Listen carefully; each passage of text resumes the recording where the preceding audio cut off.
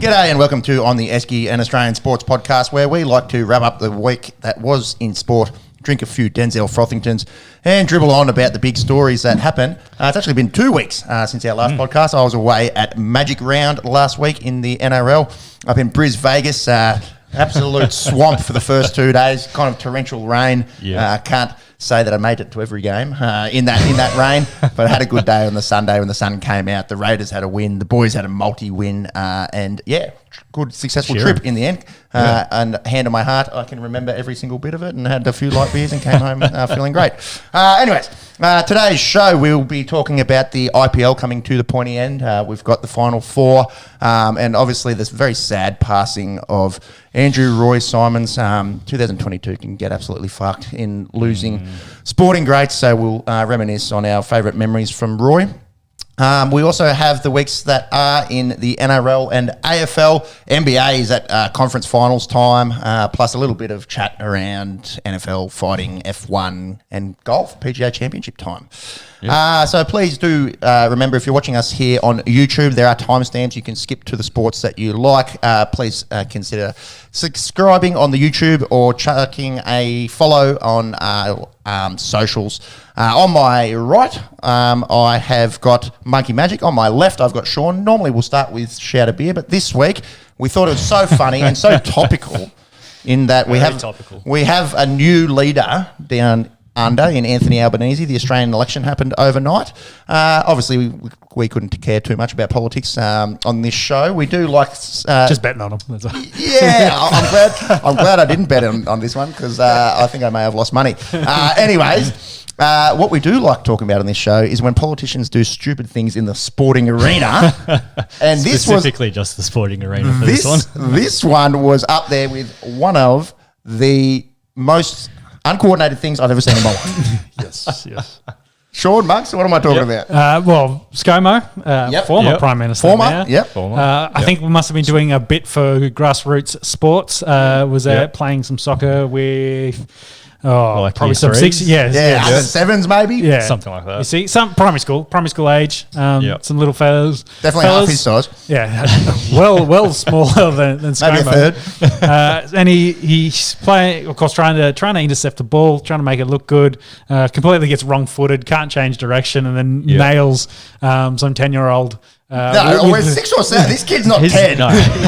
Can you chase it? Maybe he's 8. I'm sure we've got an age on him.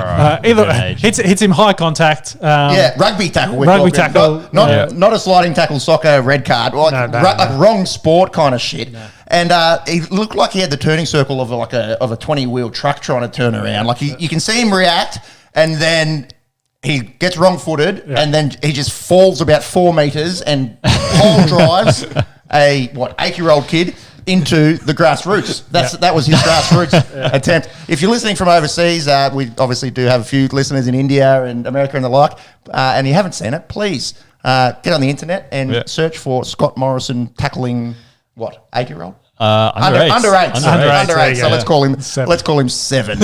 One of the funniest fucking things I've ever seen, and obviously doing the rounds massively here. And poor timing for big Scott Morrison. What was it, 3-4 days before election day? Maybe even less. Horrible day. And it made me kind of reminisce about former leaders. You got to say it was high contact, and he did get 3 years for it. Yeah, he would have got, mate. If this is soccer, he could never play again. Geez, for the rugby union, he'd get a year for that. My goodness. So I don't know why they always feel the need to play sport in their suits. Like, just put on some boots. Pull some runners or something. Yeah. Can't get too much traction on those things, can you? Oh, man. Anyway, so check that out. The ones that come to mind of former leaders, heads of state, barrelling kids or looking like idiots in the sporting context.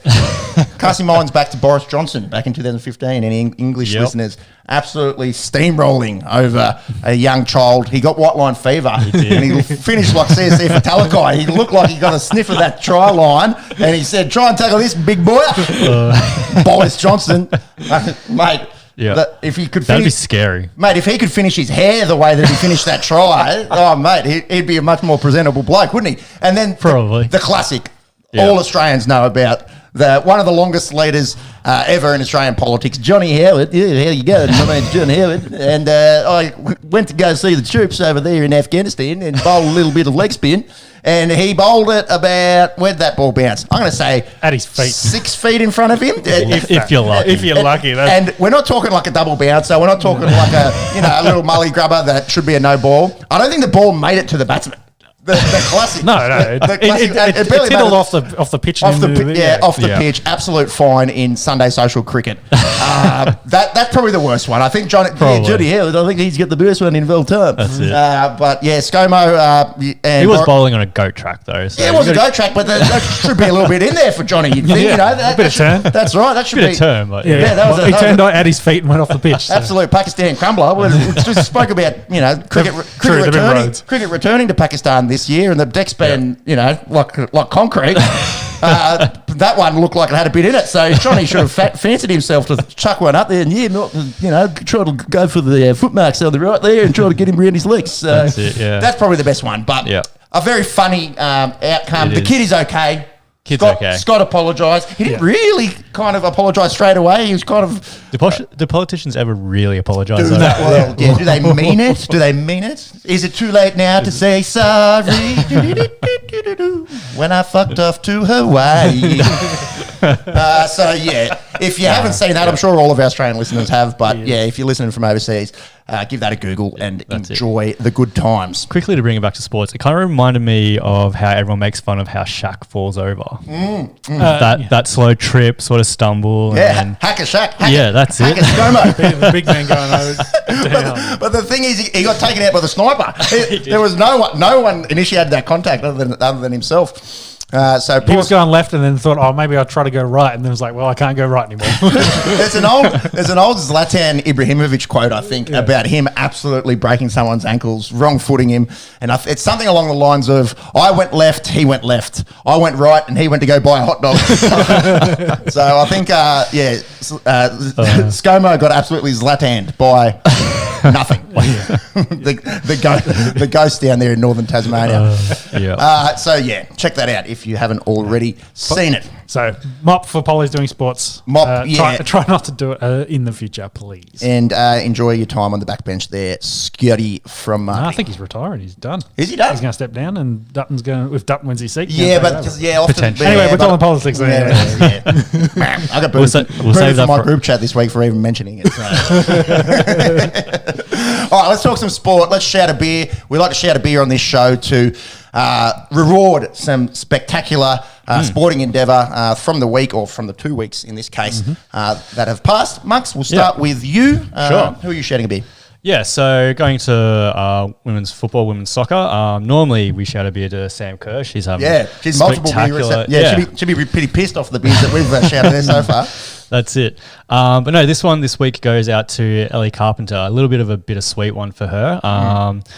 Played in Champions League final for Lyon against Barcelona, and Lyon won. 3-0. Great for her. Unfortunately, though, within first 13 minutes of the game, she was carted off with a knee injury. It's a bit of a bummer for her. Waiting for scans, I'd imagine. I think so. Yeah, not too sure what's happened there. I think they were looking at something to do with the knee.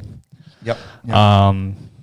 But yeah, huge props to Ellie and the team for Lyon to win the women's championship. League. So we've got an Aussie champion of Europe, and we've got the best player in Europe in Sam Kerr. That's it. Winning the award a couple of weeks ago. That goal, absolute rocket as well from Ellie Carpenter. Yeah, right. Yeah, Matildas are in some good stead. Let's just hope that knee is just something minor, a little MCL. Or something. Hopefully. We'll have to wait and see, but. Yeah. I'm also going to stay in round ball. I'm also going to stay over with soccer, or football, as they call it, over there in England. It was the League One final overnight. So that is 2 levels below the EPL. So you've got the Championship and then League One. 70,000 in there to watch essentially third division final. Pretty mad. It was game. It was not an NRL, no.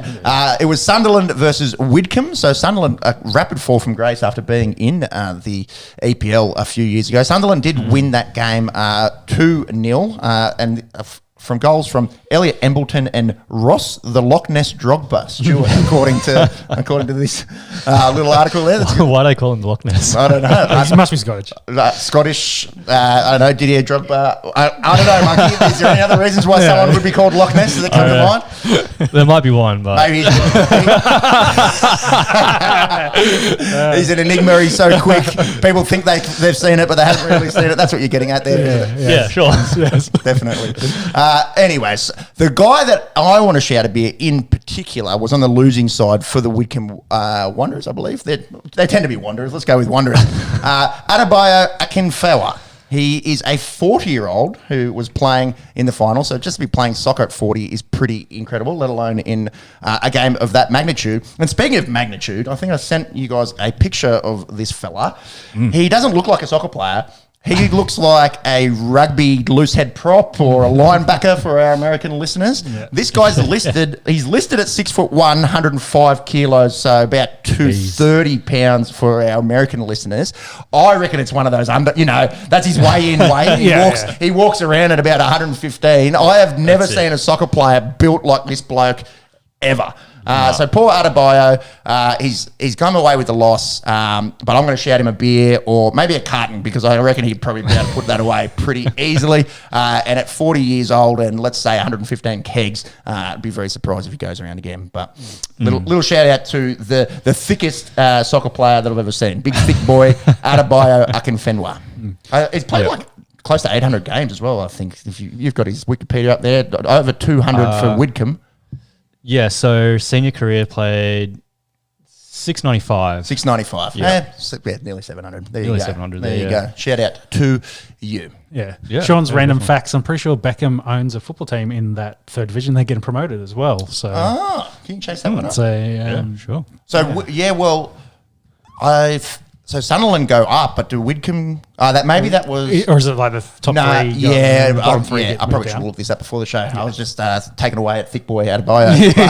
I imagine it's probably 1 and 2 have already gone through, and then it's like 3 and 4 that they play that finals kind of system. Yeah, I think they were in 3 or 4.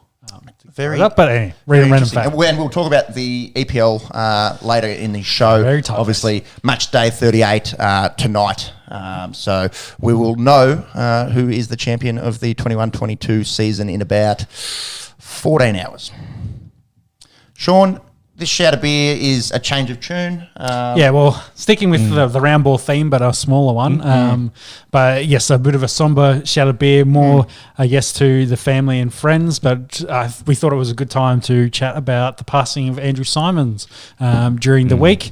Unfortunately, being in a bad car crash. I don't think they've announced the reasons for that yet. There's still coroner, et cetera. Yeah. Unfortunately, he's had a big car accident and lost his life. Was he 46? 46, I think. Yeah. So, very young after the year we've had so far with Warney as well. In that before team. as well. Marsh, So it's been a rough time for Australian cricket. So we wanted to at least talk about Andrew Symonds and his career to this point. And let's try and reminisce, obviously, thoughts and prayers. He's got a young family, I think 2 young children, and to the wife, and so sad. But let's try to remember, our favourite Roy memories. Again, as we spoke about when Warney passed, which just feels like yesterday. It feels like it just happens, in such quick succession. Let's try and remember our favourite Roy Symonds memories. He was a trailblazer.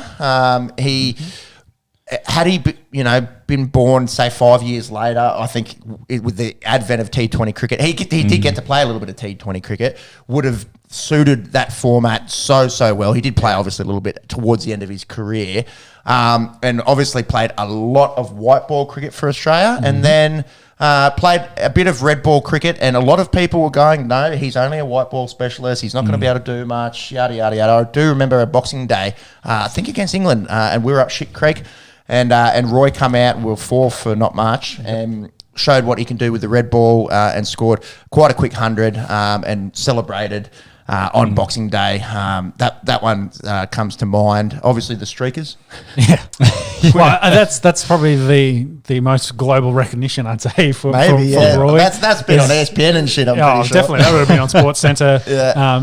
Absolutely nailing a streaker trying to go across the pitch. And we've handed out a few mops recently to a few streakers, so I think we needed Roy out there to run on the pitch and get hit. So. The bowling of med pace and off spin. Colin Funky Miller, obviously famously did that. We saw Ollie Robertson do it in the Ashes just recently. Roy, the fielding, like the direct hits. And he's a big man, big man. Big unit could move. Yeah, for him to be able to throw his body around, often at backward point there or in the covers, in the white ball format. Elite at hitting the stumps. Elite having Ricky and catching. him in the same squad, and you just drop it down anywhere, and you know it's going to hit the stumps. Just anyone in that era as well. Like, and I think we probably come to expect it these days. It's maybe why when you think of Andrew Simons in the field, you think of your Jonty Rhodes, you think of these early noughties, late 90s kind of guys. Maybe they stick out so much because they kind of were the forerunners for what is expected out of fielders. Yes, elite fielding. Another one I was reading this week is he obviously got himself in a little bit of trouble here and there. Loved a beer and loved fishing and his time away from cricket. Yep. And he actually asked Cricket Australia once. He was happy to take a pay cut.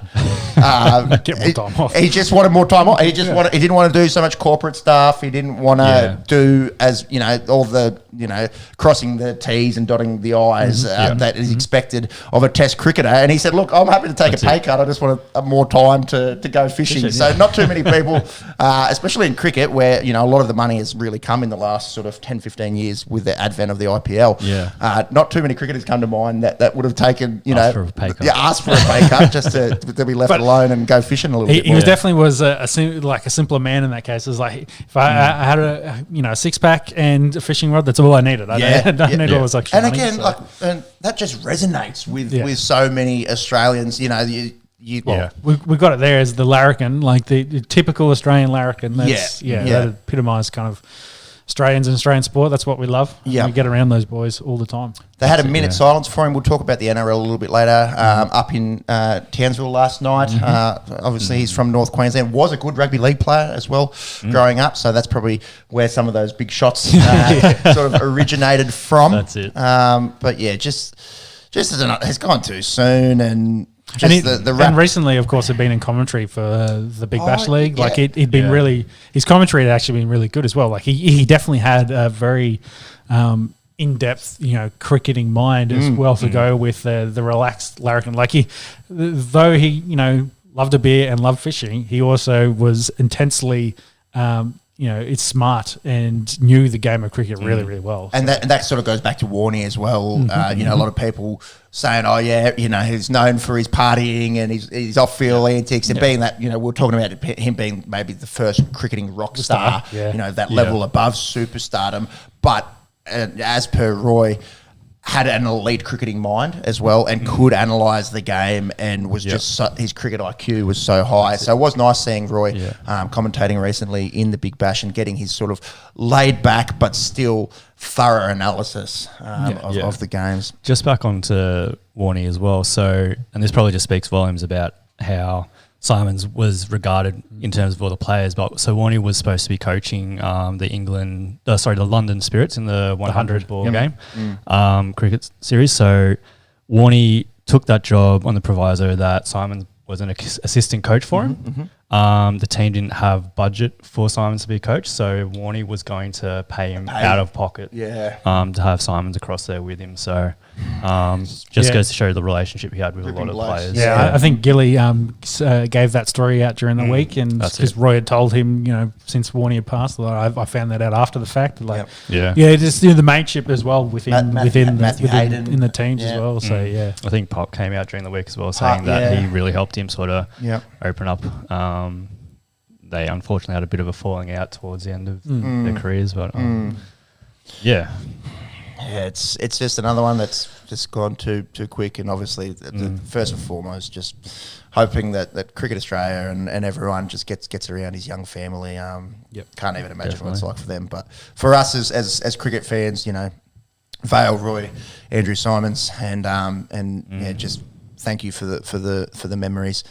Just got his cricketing numbers here. He did play 26 Test matches, average 40.6. I think a lot of people probably don't sort of regard him as a cricketer that averaged 40 in Test matches. Did have the 2 tons, 198 ODIs, again averaging a tick under 40, 6 tons there. And then a lot of first class and List A cricket. Did catch the end, with the end of his career rather, did catch the start of the IPL. So played a little bit with Deccan Chargers and the Mumbai Indians. Rest in peace, Andrew Roy Simons. Thanks for the memories.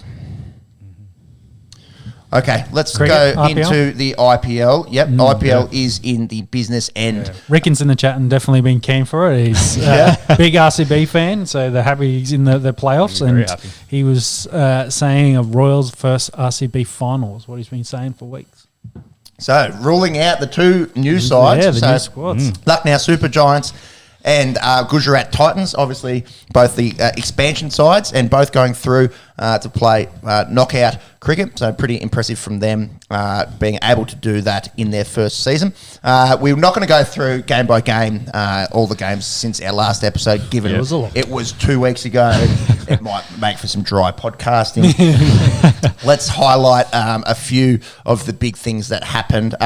In that RCB team, Faf scored some runs against Sunrisers, and big one into Hasaranga, 5 for 18. He's been a real find, and Sri Lankan cricket fans will be putting a lot of hope in Hasaranga, moving forward in T20 World Cups and the like. He's looking like a really good short format spin bowler.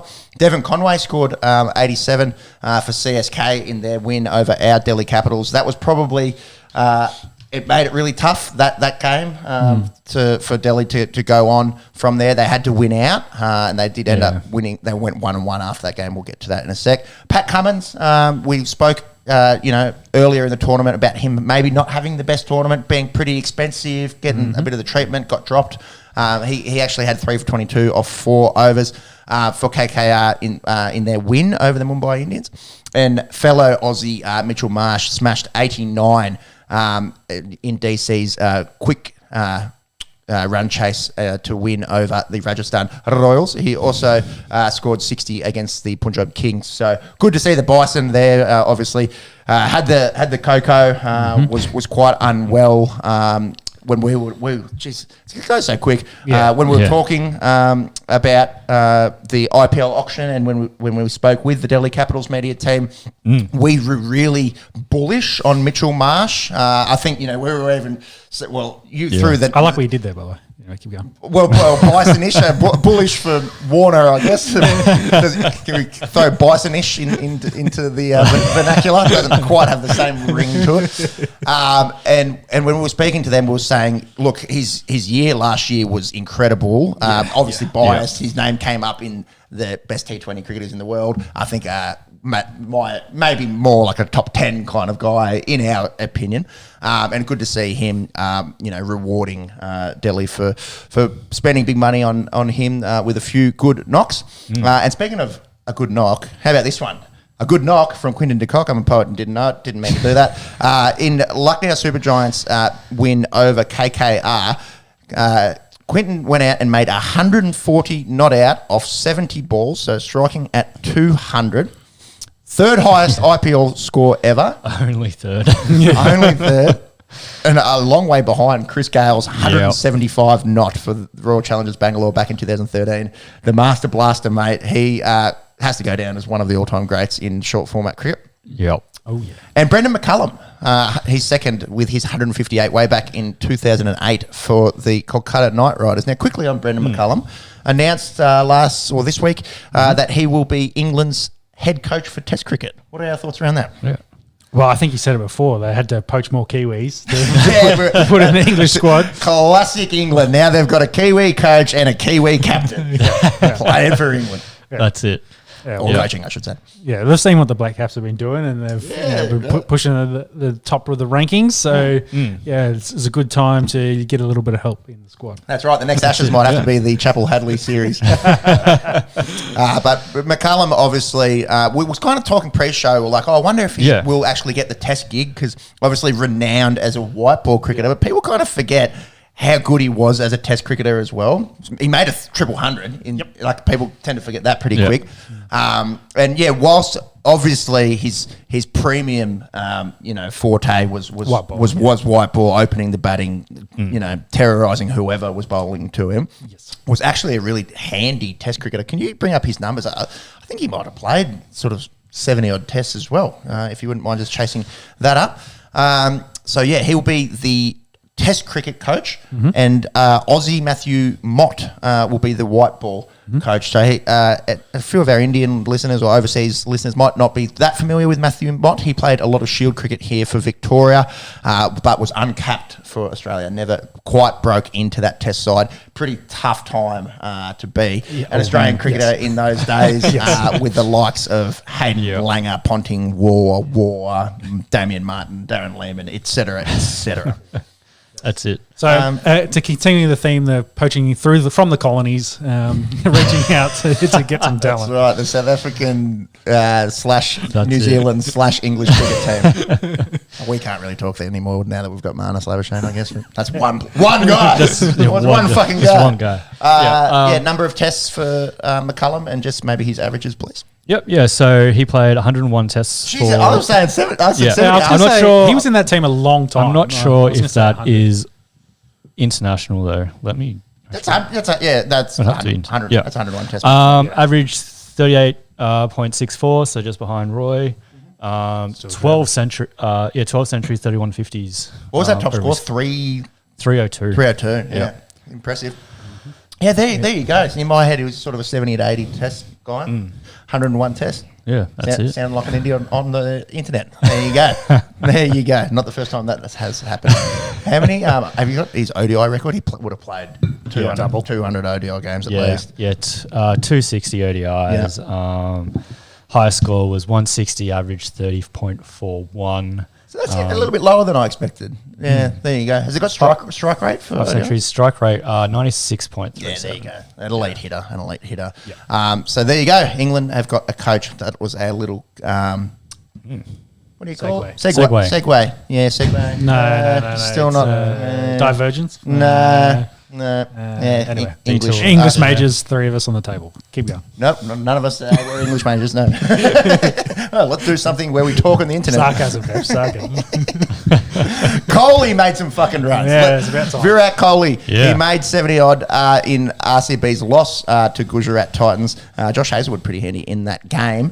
A bit of a stinker of a series, really, for Virat, but for Kohli fans and for Virat himself, good to get the proverbial monkey off the bat and, make a couple runs there in what was otherwise a very lacklustre IPL. For the former Indian skipper, Moeen Ali made 93 the other day against Rajasthan, and our Delhi Capitals, they kind of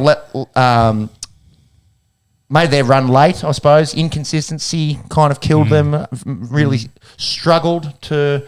they went win-loss nearly essentially, all year, to get back-to-back wins. All they had to do was beat Mumbai Indians. They would have jumped RCB overnight, playing the Celladula Mumbai Indians, and they lost last night.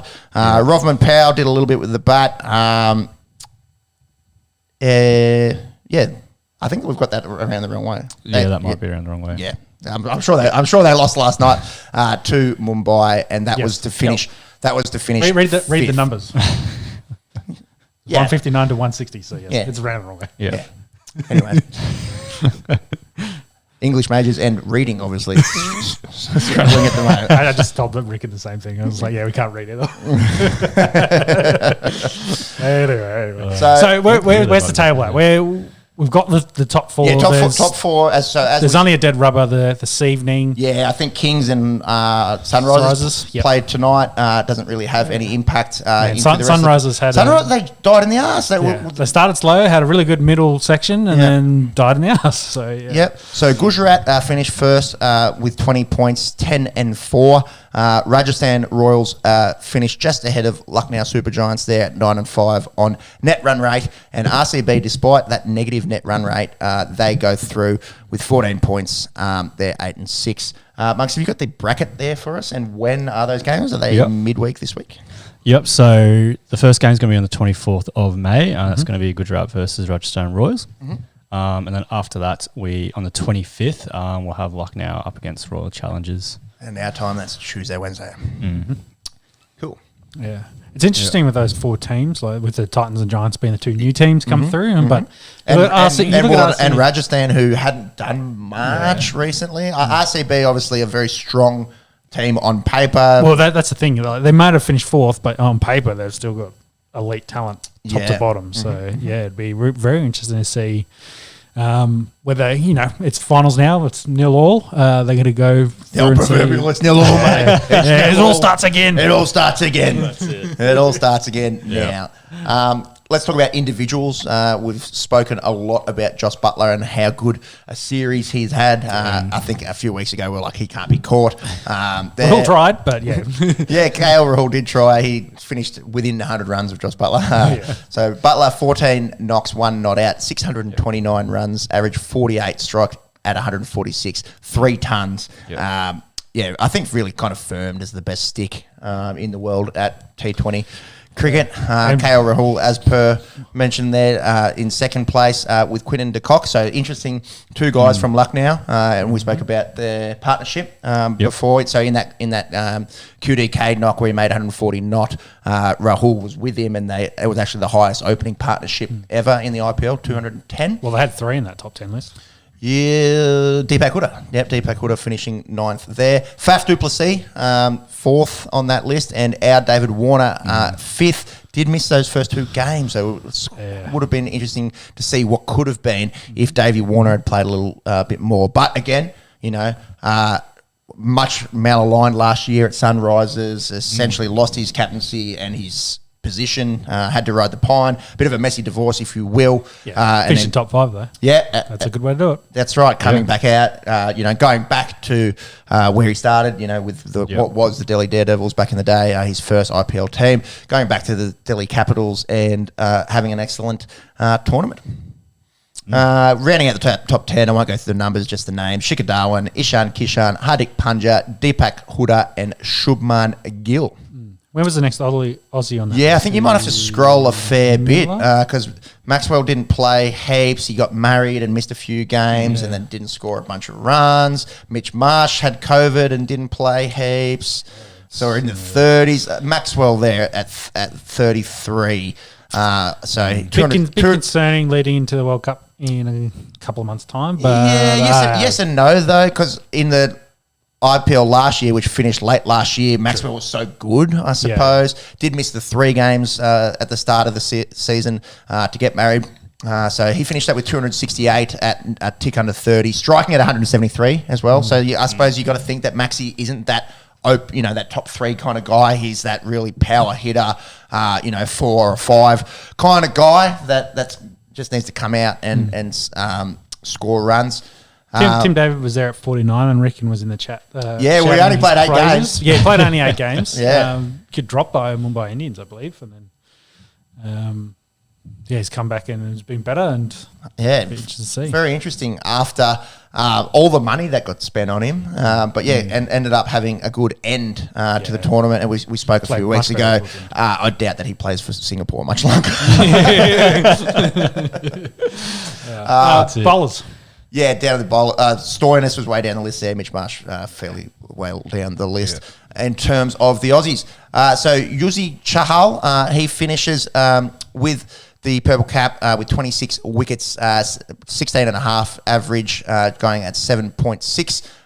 played every game for the Rajasthan Royals. And that man that we mentioned just earlier in the show, Wanindu Hasaranga, he had a real coming out series, I think, for the young Sri Lankan spinner. He had 24 wickets in second there at 15. Kasigo Rabada, he only played the 12 games, so had he played a couple of extra games there, he may have finished higher. He had 22. Yeah. Kuldeep Yadav, we've spoken a lot about him at Delhi, the left arm Chinaman. He finished equal fourth there with Umran Malik. Now, here's an interesting one. You'll have to scroll a fair bit down till you see an Australian. Josh Hazelwood there, 17th. Although, again, played 10 games. So had he played a few more, possibly a little bit further up there. I think the thing that we liked about Hazelwood is his economy wasn't too bad. I think he was going for about 8, whereas Pat Cummins was going like 9.5 kind of thing. And then, you've got to scroll a long way down, I think, before you'll find any other Aussie. Dan Sams there. Dan Sams, he had 13 wickets at 28 and 8.8. So nothing really to write home about there in terms of numbers there for the Aussie bowlers. We just always talk about it. The depth of India at the moment is scary. If you don't mind scrolling back up there. Pat Cummins. How about that economy rate? 10.6. Yeah. So Sticks took a liking to facing hot boy Pat Cummins in this tournament. Well, you look at who's directly underneath him. Maxi. Well, Maxi, of course, bowling his spin with an economy rate of under 8. But Maxi's spinners are good. He can send a few darts down and doesn't tend to get the punishment too much. Maxi, if you wouldn't mind scrolling back up, how many in that top 10 are Indians? Chahal, Yadav, Malik, Harshal Patel, Mohammad Shami, Natarajan, Avesh Khan. So 7 out of the top 10 are Indians there. The only others in the top 10, Rabada, South African, Hasaranga, Sri Lankan, and Rashid Khan, Afghani. So 7 out of the top 10 are Indians. It doesn't surprise me too much because they do favour to try and get... actually, no. They want the international quicks. That's the thing they really go after. International quicks and middle order sticks. It seems. All-rounders, the all-rounders. That seems to be the internationals that get the big money in the IPL auction. That often will go with homegrown openers, or that's a bit of a generalisation, but there are a lot of good, there's a lot of good Rahul, Sharma didn't have a good series, but they come to mind. They've got plenty of batsmen and plenty of spinners. So that's what they go after. But the interesting thing is how many quicks on that list that are Indians. So prefer the local conditions, maybe. I think it's just testament again to the Indian depth and how difficult it's going to be playing India, especially at white ball cricket. It's India in India. Australia will play them in the middle of the year. We have Sri Lanka first, a couple games against them. We will preview that when it comes. Not that far away. I think mid-June, I believe. Is that it for cricket? I think so. There's not much else in the cricketing world happening currently. With DC out, who are we going for? I'll get around RCB for Maxi, I think. I'll get around RCB. Or one of the new...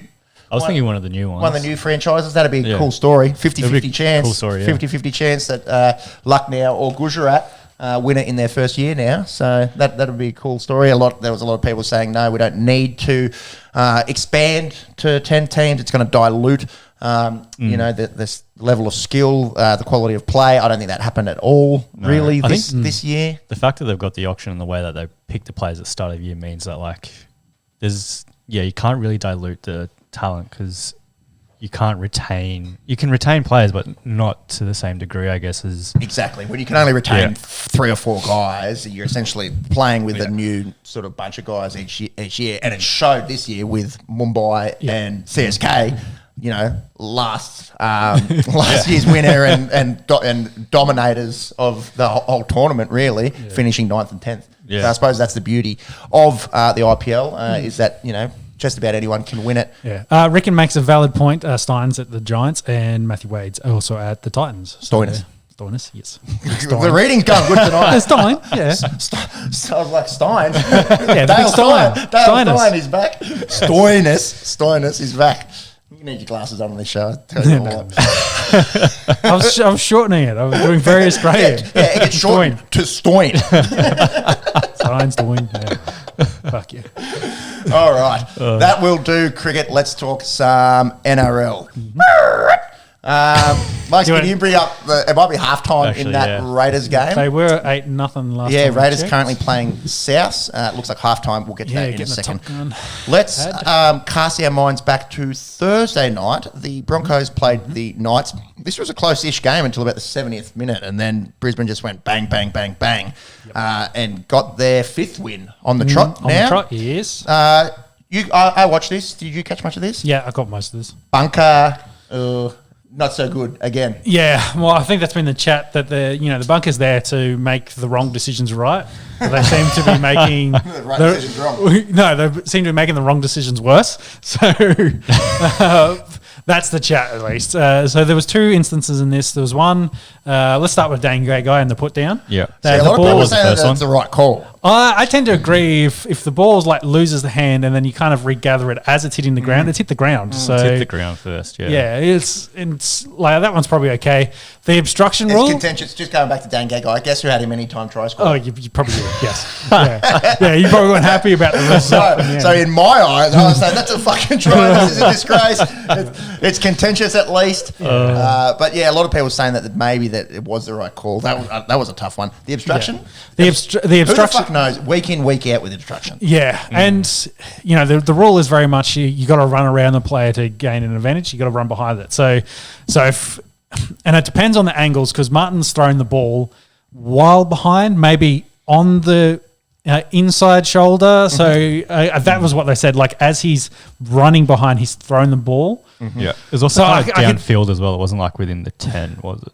No, it was like at the 30, and then Cobbo ran away and then scored a 60-metre try. So obstruction's obstruction. It doesn't really matter. Yeah, it is, I suppose. Yeah. The thing is, if he's say 6 inches to the left, he throws it while he's not say slightly covered up by the guy who's running behind, and it's a fair pass because it's a behind the back ball pass. So that's okay. But they showed the head-on vision. You can definitely see him kind of disappear, and then the pass happens. He's in the motion of passing as he's running behind, but the ball's released behind that shoulder. So that was how they explained it to everyone afterwards. Is he was in the motion of throwing, so he didn't actually run behind him. But it's not necessarily how it's been ruled in other times. So that's consistency, apples, bananas, they're all the same thing in the NRL.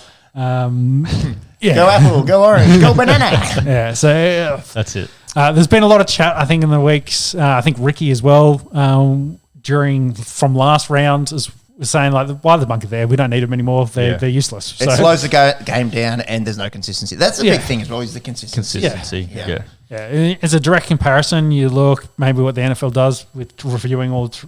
At least they get the things right. I think they do get it right. It does slow things down more as well, I think, in the NFL. But you're right. I think more often than not, they get it right. Yeah. And that might just be more money, more experts. It could also be the rule set. Oh, it's 20-0 half time, by the way. Yeah, Raiders are up big time. It could be the rule set as well, because the NRL is, they've gotten themselves into this place in the last decade where everything's very grey. Yeah. So they keep changing it year on year, and then no one knows how to referee the game anymore. So yeah. Yeah, it's frustrating. I suppose the saving grace in this one was, did it change the outcome of the game? Well, it might have changed the momentum. Yeah. There's always that argument. Yeah, and then Cobbo, scored a double in this following that, and then had his best game so far. A lot of people were talking about Selwyn Cobbo at the start of the year as the next big thing.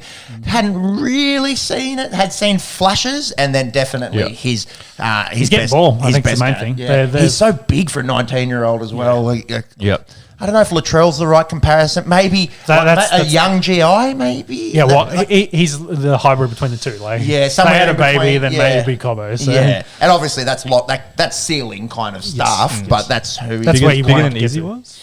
Izzy maybe is a good example as well. I think the body type different though. So he has a comparable body type to GI and Latrell. That's whereas Izzy kind of had that. You chuck him on the wing, you'd put up the high ball. He reminds me more like Daniel Tupou would be your comparison to Izzy. So but by all counts, there's 14 teams. Everyone except Storm and Panthers probably chasing. Yeah, good luck at Red Hill trying to retain him because he's going to get a lot of money thrown at him. I think they re-upped him last year. Because they were getting him in the squad and they bumped his money up. But they're going to have to bump his money up again. And him and Oates have been two of the best try scorers this year for Brisbane and really helped push them into the top 8. Top 4 at the moment, as it sits. Yeah, exactly. I'm glad you mentioned Corey Oates because last year he was in and out of the team. People were kind of thinking, oh, God, what's going on here? Because he'd kind of gone from this elite finishing winger, big-bodied winger, to is he that good? And he's had a really nice resurgence this year. Both things, like the Reynolds and the Reynolds won, and then the confidence that's instilled in the team. They're way more creative. Like they're getting ball is probably the main thing. Yeah, and we didn't even mention Thursday night, no Reynolds. Yeah, yes. So what could have been if Adam Reynolds was there? Yeah. So 5 on the trot for the Bronx now, and including the Sharks, South, and Manly in that 5 in the row. So pretty impressive. All of us had Brisbane outside of our top 8 in our pre-season preview. Well, we said they would close to wooden spoon. Yeah. I think we all had them like 9th, 10th, 11th. Check the tape. Yeah. Two to 3 positions better. I think a lot of us had Cowboys. Cowboys were down down the bottom. Yeah. 3. Below them, yeah. We thought Reynolds would help boost them up, but not as far as they have been. So correct. I think Martin actually has been a great find for them. What an awesome story. Yeah. Coming back from that really head injury and having years out. You got to remember, like that Cobbo throw, who's throwing him that ball in that space? It's Martin. So I think they've kind of found a little bit in their spine. Walters is playing 9 for him as well. So yeah, interesting move there. Yeah. Seems to be going okay. Yep. Looking really have to good. see when they hit Penrith and Storm what they can do. Yeah, that's the issue, I suppose. Yeah, that's the barometer. Can you do it against one of those two teams? Yep. They play the Titans next week. The Knights, hapless Knights, have the Warriors. They'll be searching for a win. They won those first 2 games and they haven't won since, have they? The Newcastle Knights? No, they won last week. They beat the Bulldogs. I was at that game. Yeah, must have been a cracking game. That's a good segue because they beat the Bulldogs and then that led to the Trent Barrett sacking. So yes, great segue. Great segue. segue. They lost. Totally planned that one. Maybe an insight into how many beers I was on Friday night. But anyways, blockbuster that one on a Friday night. Cop that. 15th versus 16th to kick off your Magic Round. It did lead to the sacking / mutual agreement. I'm saying stepping down. I think mutual agreement never sounds good, does it? It's, it's always someone breaks up with someone. That's it. Trent had we'll let you save face by saying you quit, but really. Well, Trent had the 2 weeks of the media speculation with Gus running, training, and what's happening, and the boys all, they came out and won their game straight after that, and then they played so terribly. Funny how the speculation drops off after you go out and win. Yeah. So it's I think that whole shit going on there, and the same thing happened to Trent Manley with all the background with him against the club, etc. I don't think he's one that he prefers the footy aspect, but not the face media bullshit. So maybe that had drawn on him a little bit, so he's threw in the towel and said, "I've had enough of this. I'm out." Or whether writing was on the wall, probably a bit of both. And they've moved him on. So you know what his record was as Bulldogs coach? Not great, and Manly wasn't great either. So. 5-29 as Dogs coach. 15%. Is that down to the cattle that you have? Possibly. At Manly, I do have it here. 29 and 43. So at 40% at Manly. Yeah, but then he leaves and they top 4 squad. So so not a great start to Trent's coaching career. I've expressed my love of Trent Barrett on this show before. Dragons fan from Tomorrow. I've got family. He might be one of those ones. Hot coach as well. Good looking rooster. But hopefully he gets an opportunity somewhere else. Yeah. I'll use the NFL comparison here. Like there's some guys that are really good aren't real good head coaches, but they're great assistants. Coordinators. And that I think is probably where Barrett is, because he was excellent at Penrith. Where Luai and Cleary are now is very much from his engagement with helping them from a halves pairing. So there's been chat maybe he'll go back to Penrith, and Ivan said we'd love to have him back at some point, but currently we've got no openings. But maybe that's his role, going forward. He's the head coach is maybe just he's got too much extra shit he doesn't need to deal with. Just focus on the footy, on the strategy side, and he can do that. And then someone else can be the face, and we see that all the time across leagues. Like guys step up and then realize, this is a bit more intense than I thought it'd be, and it's different. So, and we're talking pre-show as well. Often, great players don't necessarily make great coaches. It's not a one-for-one comparison. We're talking about Wayne Bennett and Craig Bellamy and Phil Gould, you know, not really known for their playing careers, are they? They're all known as these mastermind coaches. Yeah, well, I was just looking here on Trent Barrett's Wikipedia. 2014 was the head coach of the Italian rugby league team. Maybe we could go back for Forza Azzurri. He might get James Tedesco over there with him and bang, the Azzurri are the best rugby league nation in the world. What do you reckon? I reckon Serbia had put together a pretty good team. So following on that, then Gus, you know, we've got the joke there. Will Gus be the first coach president? Well, technically on paper, it's Mick Potter at the moment. Yeah. Gus is pretty crook. He had COVID 4 weeks ago. Yeah, it's been bad. Did you see the tweet? He's in all sorts at the moment. Old fella and COVID. Yeah. Usually not a good combination. So tried to stir up a few of my dog fan friends, sending it. You know, he said something along the lines of, "I've got chills and headaches and muscle aches and this and that." I said, "Oh, is that from being sick or watching Canterbury play?" So yeah, hoping Gus gets over this flu / long COVID, whatever he's got. You probably see Gus around training, I think, more than not going forward. Yep. But of course, Mick in name will have the position. So replacement, you know, who do you go through to as a replacement? I did see during the week, people are, you know, I think we talked about it. There's a lack of talent in the NRL. You know, we're bringing new teams in. You know, some people are starting to think maybe it's not a lack of talent because you definitely see a lot of young guys coming through. Maybe it's a lack of experienced coaches to get the best out of them. Because we talk about Wayne, we talk about Craig. You know, put Ivan in that list now. Yeah, Robbo, I think. Yeah, Robbo, and maybe Des, depending on what roster he's got for him. How cranky he is. Yeah. Yes. Exactly. But you know, what his blood pressure. Actually, well, Craig's always cranky, and his blood pressure is always through the roof. And but he goes, all right, old bellyache.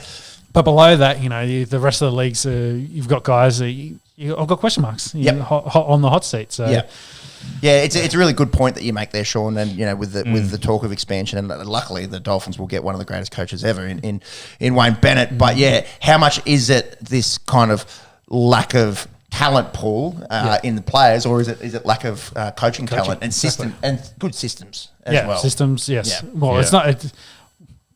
You know, head coach gets all the rap for it, but also that system, you know, his assistants, the strategy, the game plan, et cetera, it all adds up to being an elite football team. So, yeah. So the chat, of course, Shane Flanagan being a well-known head coach, winning a premiership, been out in the wilderness after all the doping scandals at the Cronulla. So been doing a bit of commentary. I've liked his insights, listening to him. He's assistant somewhere else. I think. Yeah, can you just chase up what? Yeah, I do think he has some kind of coaching role because he served his ban and then came back. And I think he's been assistant for 2 years. Yeah, and he's been an assistant, but it's been sort of trying his luck at commentary. Obviously, Kyle Flanagan is there and he's been playing. Trent was actually picking him as a 7 after Kyle was sort of in and out of the team last year and didn't start the year at 7 this year. So, you know, maybe the father-son option there.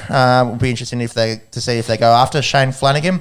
Other options, Paul Green is still maybe looking for a job. Former Cowboys and Maroons, he coached the Maroons as well for a little bit there, didn't he? Yeah, I think he coached them last year. Oh, yeah, and Billy took over this year. That's right. Yeah, so he's in the wilderness. Johnny Morris, who got an almighty sacking out of nowhere last year, maybe one of the most unjust sackings in rugby league I think the problem is history. He's probably too comparable to Trent. Young, kind of, maybe doesn't have that kind of cutthroat kind of approach that, you know, a bellyache or a Wayne Bennett would have. Jim Dimmick, his name's come up, but I wonder if Sheens will take the Tigers over and then Maguire will go to the Bulldogs. Well, you can't turn on any kind of rugby league media in the last 2 years without hearing some kind of question mark around Madge Maguire's job. Yeah. Interesting enough, they won this game. They won this game, West Tigers, 36 points to 22. Did not catch this game early on Friday evening. I was driving down to the beautiful south coast of New South Wales. Shout out to any small businesses down there that might need the massive reach of this podcast to help fill your bars and your golf clubs and wherever else I went on Baby Moon. Now, the other thing to come out of this Trent Barrett sacking / stepping down was maybe a player exodus. So Brent Naden straight away. He's gone to Next day. Tigers the next day. He was the named. players list was funny. Yeah, he's named as an out for the Bulldogs and named as an in for the Tigers. He played. How does that happen? Hey guys, I'm Brent. Pass me. Actually, I'll tell you how it plays. How it happens. He's a winger. That's how you can do it. You Put me on the wing and just throw me the ball. That's to right. me. That's it. You don't walk in as a halfback or as a nine or a fullback and play the next day, do you? If it was like Munster or someone like that, maybe. Yeah, maybe. It's like, I'm Munster. I'll just follow me, lads. I'll Maybe. Then there was a lot of sort of noise around Tavita Pangai Jr. Would he go? He's verbally committed, as much as verbal commitment means anything these days, to staying. Question marks around Paul Vaughan. He's only on a 1-year deal this year, isn't he? Apparently, Barrett was the one that was sort of vouching for him to bring him on next season if he was ever going to play next season. So it's going to mean that they're going to have heaps of cap room. Yeah, well, like Matt Burton, of course, coming across there and having worked with Barrett at Penrith, so they have that connection too. Whether he goes, I've had enough of this, I'm going back to Penrith. I don't think so. I think they've invested heavily in Burton, and but he's playing very well. Like there's not much. But more. if he doesn't want to be there, like that's true. Yeah. But you know what can make you want to be there is a bit of cash. Give me some extra ones with some zeros, and probably some extra game time as well. Bulldogs going to have plenty of room. I think hot favourites probably playing not very much for the wooden spoon. And it's a shame because in our pre-season preview, with all the team on paper, they should have been. Yeah, with Burton, with TPJ, with Vaughan, we said with Addo Carr. Halves were going to be their issue. We thought they wouldn't be this bad. No. Put it that way. So, look, half a season still to go. They've won 2 games. They won 3 last year. So it's not too hard for them to improve on where they were last year. But I think with the signings, Canterbury fans kind of had a little bit higher expectation for them. They play the Dragons next week. What a fire matchup that is. And Tigers will play South Sydney, who are currently getting humped by the Canberra Raiders out there at Dubbo. Do we mention that Sean Flanagan's son plays for the Yes, we mentioned that. You also called him Sean Flanagan. His name is Shane Flanagan. I have got dyslexic on both sides. Flanagan was with the Dragons. He was with the Dragons. We didn't say that. It was... So in February this year, he was announced as a list management consultant for the Dragons. Before that, he'd sort of been in and out. He probably took one look at that list, was like, fuck, we're paying Ben Hunt's been great, mate. 3rd in the Dally M leaderboard. Thank you very much. Worth every penny. Friday night, Parramatta beat Manly 22-20. Stole us to the death, I believe. Yeah, this one came right down to the wire. The big story out of this one. Poor fella, Tommy Trebojevic, dislocated his shoulder. Will need surgery. I think that's confirmed now. I think yesterday it was kind of, is he going to need it? From all reports today, looks like he will need surgery. It's question mark on the season. So best case scenario, shoulder reconstruction, depending on what structures were involved, you're looking at 12, maybe more weeks, which would put you right on finals. Best case scenario. Or worst case scenario, and a lot of the chat that I've seen has kind of been around sort of... Season done, shut him down. Yeah, season done, no World Cup at the end of the year, et cetera. Mate, poor fella, like he's had these hamstring issues. Now you're going to have, like, shoulders aren't good because once you do them once, it makes you so much He's had knee this year as more well. prone. Yeah, he had that up. little knee scare. Won the Dally M, playing 15 games last year, so what could have been. Nightmare for Manly fans because we talk about, Turbo less Manly. Compared to when he does play, completely different team. Yeah, I think we've said it before. 100% they're a top 4 team. In banged up like they are, they probably make the top 8, and no Turbo. I don't see him making the 8. Yeah, I think it's lined through him. Like premiership aspirations, at least. Yeah. Well, they're going to have to find something. To fill that gap. Yeah, maybe they make the top 8 and they go out in the first week of the finals. Yeah. But yeah, good luck. It'll be Ruben Garrick that goes back to play 1. Pretty handy winger, good goal kicker, but he's not Turbo. Yeah, pretty hard to fill in the boots of arguably the best player in the NRL. Nightmare for Manly fans there. The other thing as well is all the talk around Origin. So we've been speculating for weeks as to who will get that empty centres jersey with Latrell going to miss first game of Origin with his hamstring tendon issue. Yep. Turbo was the incumbent other centre, New South Wales playing. It was Miles Ford to Corey Hall. The 3 fullback approach, just chuck them in the centres and they'll be fine. So the problem is Pap's out as well. So. 2 of those guys, Pappenhausen is out as well. There was a lot of talk around him maybe getting a 14 or maybe chucking him on the wing. So this chat that we were, this battle essentially for Latrell's spot between Katoni Staggs and CSC for Talakai and Stephen Crichton. Crichton played really well on the other night as well. I think Staggs two of them have to get a gig, don't they? My favourites would be Staggs and Crichton currently. Yeah, I think Staggs and Crichton is good. Talakai, when he's on his bet like that night where he just played one of the best halves of rugby league football ever, that was against Manly, just terrorising. But I think maybe Harper Morgan doesn't play for Queensland, so Morgan Harper. I did that on purpose. Oh, you did on purpose? All right. I'll play it this time. And Zach Lomax, as a Dragons fan, he's been a bit quiet this year. He's been struggling with. No, he hasn't. He's been talking too much shit. That's his problem. He's jumping on the back end of Tyson Frizzell and getting suplexed and shit. He has been struggling with a broken thumb. Rehabbing that from last year. Yeah. I thought he played his best game of the year last year. He would give you a pretty good goal kicking option there, although Cleary probably takes that job anyway. So I don't know why I even mentioned that. Yeah. You got Teddy at 1. Who's your wingers then? I think you go. There's a lot of questions around. Does Addo Carr keep his spot? I think he. I think Toto as well. He's just come back. From injury. But that's something that I hadn't actually considered because I just sort of outside of Teddy, like the other 4 positions are That's something that I just kind of assumed is that you wouldn't try to mess with. A winning formula. If it ain't broke, don't fix it. That kind of thinking. I think Freddie Fittler likes to pick and stick.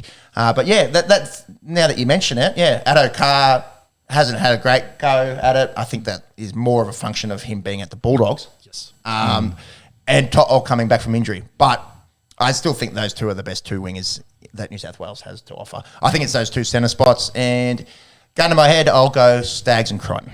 Yep. Yeah, left field, maybe one in the centre. Oh, well, that's a great point there, actually. Could he? But I think they probably prefer him as 14. I think so too. I think they like the fact he's a true utility. He can play centres, he can play 6. He can play the second row, really. He can play second row, he can play as a ball-playing lock. If there's anyone that can be a true utility. He played fullback, so... If there's true utility, Jack Whiten probably fits that mould. But not a bad shout. He may get a starting position in the centres. We will... Couple of weeks away. Well, next weekend. Well, for team announcements. So we'll have a really good hard speculate. Chat. Maybe name our 17s. Damien Cook just scored next Sunday. He's been in a bit of a battle there for the 9. I think he keeps his. He's so happy. Coruscant was in and played last year in game 3. But I think Cookie, when he's on, he's magical. Yep. Did you know he's a beach sprinter? Yeah, everyone fucking knows. Everyone talks about it. Yeah, he just ran 20 metres to score a try. All right, let's get Dragons, Warriors. Dragons won. So, okay, Cowboys Storm. Hang on, I didn't even write that many notes because I tend to waffle about our Dragons. 2 of us down the end of the table here. And it was against, the Warriors, Dragons, these 2 teams winning the premiership this year. Yeah, probably. I reckon the Dragons would be a good chance. No, probably not. We talked about Lomax. Horrible conditions yesterday. Very wet and slippery there at Cogra. Dragons get the win. Cody Ramsey played at fullback. So another new fullback? Yeah, so again, Hook just keeps changing the lineup. But I actually thought he looked okay. He was really he played a few games at the start of the year on the wing and looked really quiet. Yeah. But he's got that next level pace that he scored a long effort try yesterday where he just got on the outside of his opposing of the Warriors centre and just see her straight away. I don't know. Is he a long-term fullback? Not sure, but didn't do himself any harm yesterday. That is for sure. Warriors fans will be concerned with Adam Fanua-Blake. He had a foot injury. Chat Liz Frank. Liz Frank. Oh, God, let's hope it's not that because that is probably season. Well, And that doesn't help their chances as well with Matt Lodge. Lodge getting released as well. They're essentially they're starting front rowers of just That for Warriors fans will be reeling because we always speak. Well, we have spoken over the last 2 years in the COVID era. The era of this podcast, the era of the world can get flipped on its head. Let's may as well try something that we are unqualified to do. We always talk about when the Warriors go back. When the Warriors go back, is it going to affect them? Our players wanting to stay in Australia. Is Walsh going to go? And he said he was go happy over to there. Go across. It seems Lodge didn't want to move to New Zealand. That seemed to be the number one reason. Yep. So I don't know. Didn't want to go back to New Zealand. You signed with the New Zealand Warriors and don't want to play New Zealand. Yeah, he wants to where's go the logic in that? Mate, he wants to go to play for the New York Warriors and go fucking terrorise families on a bender and get thrown in New York jail. Yes. Top shelf wanker. Throw that out. Say it to his face, Mark. Say it to his face. After he's had a few drinks, he'll probably bash me. So. in my own house as well, thinking it's his. That's spicy stuff on the internet. Matt Lodge, please don't come to Canberra and bash us in our basement. Now, are the Dolphins interested in signing him? No, I think they've ruled it out as well. Could this be Matt Lodge done in the NRL? No, someone will pick him up. When he's on, he's pretty good. Yeah, he's got good size. He gets the run meters. He's no superstar. He's not Payne Haas, etc., etc. But no one is. Well, the bloke that just may have done his list, Frank Adams-Fanua-Blake, is probably closest to Payne Haas getting around at the moment. He's a good, solid addition to your squad. So he probably won't get paid top dollar. Whereas I think Warriors, that's why he wanted to go there. He was getting paid top dollar, get what he could while he was there, and then ditch him when they wanted to go back over the ditch. Not bad. Dutch. Yeah. I don't know. West or the Dragons probably pay over Saroon. It's funny because it's true. Anyways, we'll see what happens there. Shout out to Warriors fans. That is, two starting front rowers. So that's effective immediately, is it? Yeah, he's done. Immediate release. He's immediate release. Got no club. Yeah. Are we? Could sign anywhere. Yeah. One man leaves the Lodge last night, and Lodge leaves one team. No, there was something there, but the execution was no good. Yeah. I was wondering where you got that. Anyway, Cowboys beat the Storm. I don't even know, man. I don't even know. Cowboys Storm. Let's talk about this because what was it? A few weeks ago, we were like, are the Cowboys a real deal? They got to beat someone good, yada, yada, yada. They've gone out and humped Para. They've gone out and humped the Storm. They're a very good rugby league team. Caveat being no Pappenhausen, no Jerome Hughes. Harry Grant playing 7. I think Bellyache came out and said he got it wrong after the game. As good as Harry Grant is, apparently not a 7. Yeah, well, maybe his ball running and ball playing could have there, but his defence work, he just didn't fit into the B and 3 in from the side. He got caught out. Didn't really have the lateral pace a couple times as well. And that's so interesting, isn't it? Because you think of Harry Grant as such a good tackler, but he plays in the middle, and with the big boys around him, and he's good at bringing down big guys that run it straight. Yeah, running straight at him. Yeah. Whereas the lateral guys on the edges, it's a little bit different. Yeah. So didn't work. Cowboys 6 in a row. Confirm good. Yeah. No argument about it now. I don't care that that there is the caveat of no Pap and no Hughes. Yeah. Do they make a 30-point difference? Maybe they're that's half his spine. Yeah. You would be looking at a very different game. But look, they weren't there. Then Cowboys did the job. That's 6 in a row. That's their best winning streak in 7 years. Mm-hmm.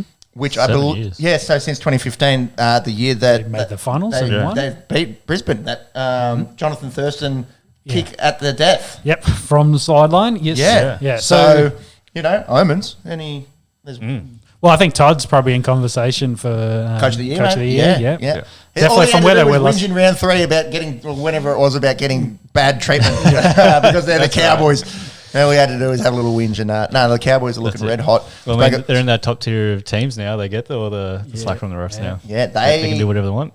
They play Penrith next week, don't they? They do. Yeah. They do. Great test. They do lose Felt. Penrith in Penrith. Yeah, and probably Big Jason as well. Yeah, both MCLs. They're saying high grade for Felt. So his Origin aspirations game 1 are definitely gone. I think he's been really good. He probably would have. Well, you got Cobo, Oates, Coates. As your potential wingers.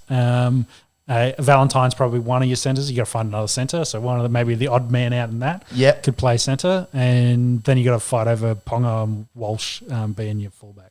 It's going to be an interesting chat next week. I'm looking forward to it. Tune in. I've been thinking about it. But tune in next Sunday. Let's us two Blues fans will write down a 17, and you write a Queensland 17, and we'll discuss. We'll do.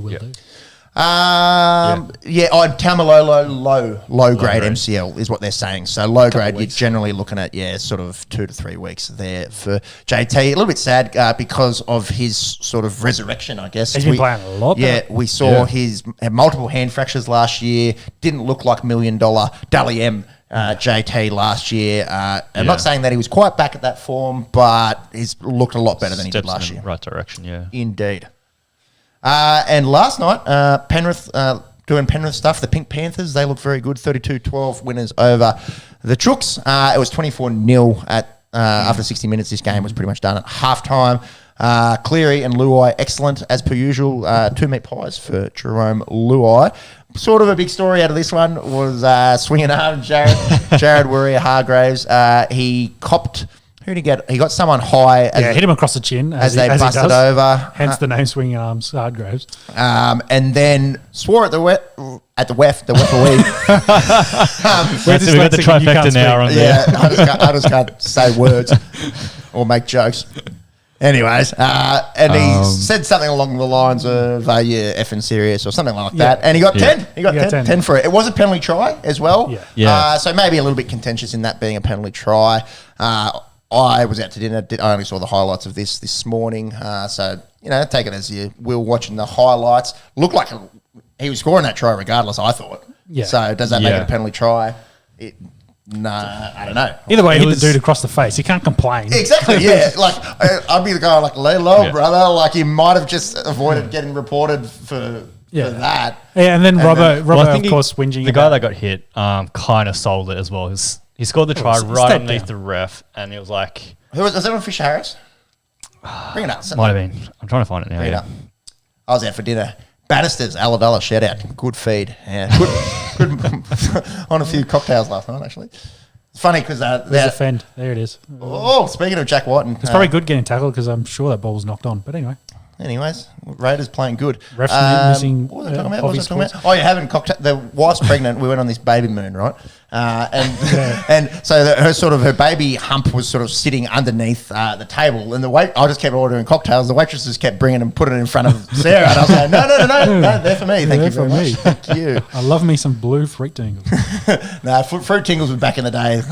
Shout out to the Lennox Club and a few blue shits. After consuming a few of those for $6 on a Friday night. Too funny. I think it was a bit rich from Robbo whinging about, Hargraves being unfairly targeted. He has the nickname of Swinging Arm Hargraves for a reason. He has priors. Yeah, lots of priors. Yeah. He has Matthew Priors, if you will. There's a reason why he gets targeted because... He's suspended every other week. Exactly. He's always, going to the judiciary, and that's maybe why the referees come down harder on him. So, I don't know. Play it for us. I feel like it's whinging about nothing. So it was Fisher Harris. Oh, yeah, maybe a little bit of milking. Maybe a little bit. I know he gets him in around the eye or something. Let's have a look. Oh, actually, looking at that, there's not a lot in that. It needs a better angle. There's not a lot in that. It wasn't across the chops. It was more a slap. It was more like a slap. Is that a penalty try? I don't think so. He scored it anyway. He scores anyway. And well, in the act of scoring, he's whacked him across the face. Maybe an Academy Award there for James Fisher Harris. He's copped him a little bit. It goes across the shoulder because he's running past. Will Smith, Warrior Hargraves, he slapped Chris Rock across the face and then goes and accepts his Oscar. No, except that analogy doesn't work. Yeah, right. It was the other way around. Get my wife's name out your fucking mouth. Anyway, Penrith good. Penrith good. Yeah, Penrith's still good. They lost the game yet? They won, yes. They lost to Parramatta. That's right. Parramatta. So they're 10-1, and it means they go 4 points clear with Melbourne losing last night. Yeah. And penalty goal there for the Raiders. But looks up. Raiders 26-6, just under 20 minutes to go there. Green Machine looking good Look after at Damien Cook. knocking off the Do you know Sharks last week. He does beach runs? Yeah, beach sprints, bruh. Look at that. Yeah, he sprints on grass too. Bang! there's two guys that I think will be named in the New South Wales side next week. Damien Cook on Jack Whiten. What's the late game? What have we got this afternoon? Sharkies Titans. Sharks Titans. Sharkies, they'll be reeling, I think, after getting pretty well handled last week by I'm a bit worried the Raiders at Magic about Round. old Dane Finucane. He's had a few concussions this year already and had a concussion last week too. 4 now for Dale Finucane? Yeah, this year alone. So. Yeah, that's right. Not good. Big signing, obviously. He's been excellent for like a captain as well. He's been excellent. Yeah, and he's known for his toughness. He's kind of like like an old school, well, an older, I should say, like Victor Radley, like just body on the line, like doesn't give a fuck. The bigger bomber, they call him. So yeah, let's hope that those head knocks are getting, that they're getting on top of him and maybe resting him. Assume he's not playing this week. No, not named this week. So maybe a week and or two. Like Sharks are they're in the top 8. They're playing the Titans. Like I don't think it matters for they the Titans. They should win. They've got the Roosters next week, so maybe trying to get him back for that. I've got Nico Hines captain for NRL Fantasy. Did he play fullback or something? No, he didn't play 7 or something last week. I don't know. I was back at 7. I was in the stands and we won a massive multi on the intercept try and on the beers. So I don't know. He could have been playing prop for all I fucking know. Shout out to the Punters Club winning on a Hudson Young intercept try. Go you good thing. Was riding him home like a fucking horse down the straight at Flemington. Go you good thing. We had the overs and that was the last leg to get us home. Yeah. Good times, Magic Round. Do recommend. Just take it easy at Caxton Street. Do we want to? Well, let's have a look at this ladder. Let's assume that the Raiders win this. That gets them 2 on the trot, so they will go to 10 points. With a bit of a logjam there with South, Manly, and the Dragons. They leapfrog the Dragons on points difference. Yeah, points difference. They'll jump the Dragons. They most likely jump Manly, and they will be behind South, so they'll jump into 9th place. Penrith out well in front now, 4 points ahead of Melbourne. And then those 2 Queensland teams in the Cowboys and Broncos, who are definitely playing a lot better than we had all expected. Parramatta, Cronulla, Chooks, and South round out the top 8. Let's talk about some AFL. Yep. All right, Yep. AFL. Sir Doug Nicholls round. I've done it now. Doug Nicholls. Fuck, man. Oh, my goodness. So Doug Nicholls Indigenous round. Round 10, Friday night. I watched this game. The Carlton Blues continue their good form. They're currently 3rd pending Freo's game this afternoon, doing Sydney Swans. It looks like Little Papa got hit in that one. Oh, as Josh Papali's just caught one in the old meat and 2 veg, has he? It looks that way. I wonder if it's Little Papa or if it's just Big Papa. Big Papa by name, Big Papa by nature. It's Big Papa all round. Indeed. All right, we're talking AFL. We're talking AFL at the moment. The Blues, they're looking really good. Shout out to the Carlton Draft. And again, we do have some Carlton Draft merch that we've purchased. You can use the code ESKY to get 20% off any Carlton Draft purchases. They said that Carlton this year... they're kind of sort of choking, but still winning. So Carlton of old would have just rolled over and lost. Fading, but they're holding on just. But their analogy was quite interesting. They said that the Carlton Blues are the autoerotic asphyxiation blues. I've made a meal of that word. Autoerotic I wasn't attempting it. asphyxiation blues. Yes. So essentially, the Michael Hutchins blues, if you will, having a Hillary Swank while having a plastic bag or something put over your head, where they choke, but not enough to lose. They just they're just choking, and the fans are getting scared. I might pass out, and it just releases this powerful orgasm at the end for blue baggers to empty their blue balls, if you will. Hopefully, you've told your missus not to come in the lounge room when the Blues are on TV. Come in the lounge room, you reckon? Not come in the lounge room. She not come in. Because you're doing the opposite. We were watching this game. The pants were on. The heart was in the mouth because there's 2 games earlier this year where Carlton won by a point, I think, against Hawthorn and 3 points against Port Adelaide, where they had reasonable leads and were just like, and you kind of got that feeling on Friday night, but they were able to hang on. Charlie Curnow. Did Buddy kick one from 70 in this? Oh, I don't know. I Maybe. think it was I think I know what you're talking about. It was long range. I don't think it was 70. Definitely outside of the 50. I'm glad let's bring out the footage. 70 is a long way. I know it was a long way. 70 is a long way.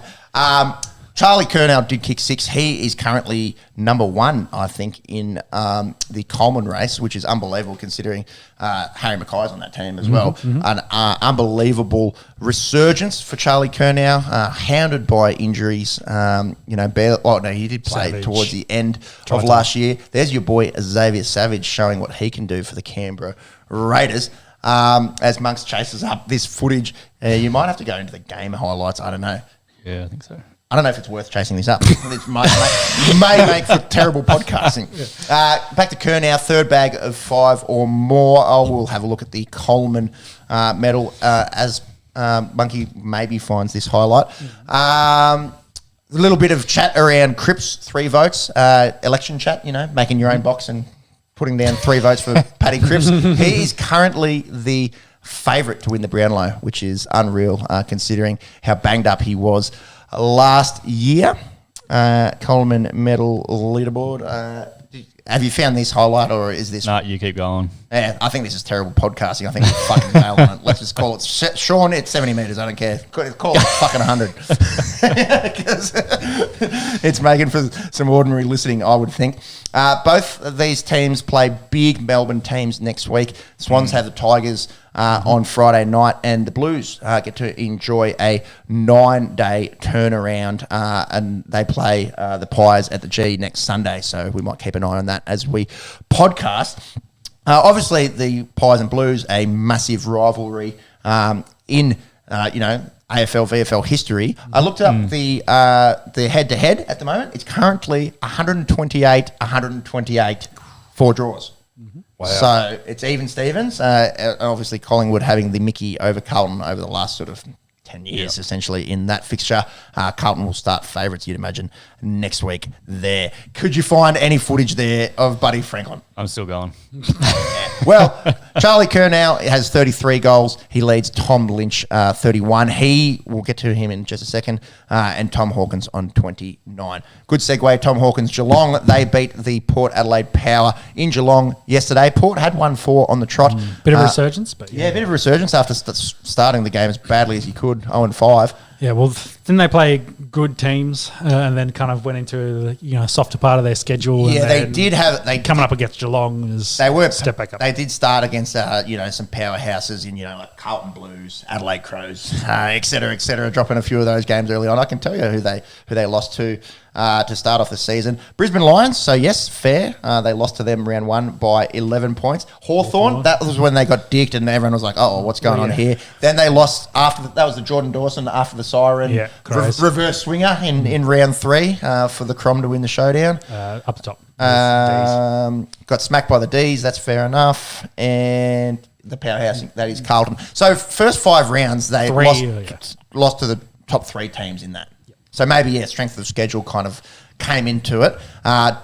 They come into a pretty strong Geelong team, a team that they hadn't beaten in Geelong for 15 years. A bit of a fortress for them down at GMHBA Stadium. Does have a little bit of a hole in the fortress actually at the moment. You've seen that goals, one of the ends, there's no fucking stand at the moment. So people essentially on this analogy could walk straight into the fortress. But they defended their fortress pretty well. Cam Guthrie, 38. Jeremy Cameron. Jeremy Cameron. I need to have a few more beers. 3 for Jezza Cameron, 3 for Tyson Stengel. Pat Dangerfield, a little bit of a late injury concern. He would be having scans today or tomorrow. It'd be interesting to see what happens there. We've got footage. Wow-wee. All right. Buddy, release that. Oh, man, 60. I'll give you 65. I'll give you 65. That's Marvel as well, not the SCG. So you've got to kind of take into consideration sometimes at the SCG, those ones when they kick it from inside the centre square, it's not really as far as everywhere else because it's only like a metre from the 50 to the centre square. I'll give you over 60s. I'll give you under 65. I'll say that's 62 on the fly there from Buddy Franklin. I'm glad we chased that up. Good. There we go. Under over 62 and a half. There's a fucking elbow sign behind. What does it say on the I don't know what he's saying. Anthony Albanese, our new Prime Minister down here, said he loves three things: politics, the Catholic Church, and South Sydney Rabbitohs. So, bittersweet day, I guess, for Albo. He probably would have rather than South win than he win last night, I'd imagine. Said no one ever. What does it say? From the bottom to the top, we are here. Something like that. Something like that. From the bottom, now we are here. From the bottom, now we're here. Started from the bottom, now we're here. Yeah. Started from the bottom, now the Albo's fucking here. Yeah, Great chat. Bit of Albo chat. Shit chat from me. Shit chat from that sign. I don't think that's really that good. Where were we? Geelong inconsistent. They've gone win, loss, like the Delhi Caps. Yes. So got Crom coming up next week. You'd think they do well against them. Should win that. And Port have have the the Bombers. Bombers. Should win. Yeah. Should, woulda, coulda for both those teams.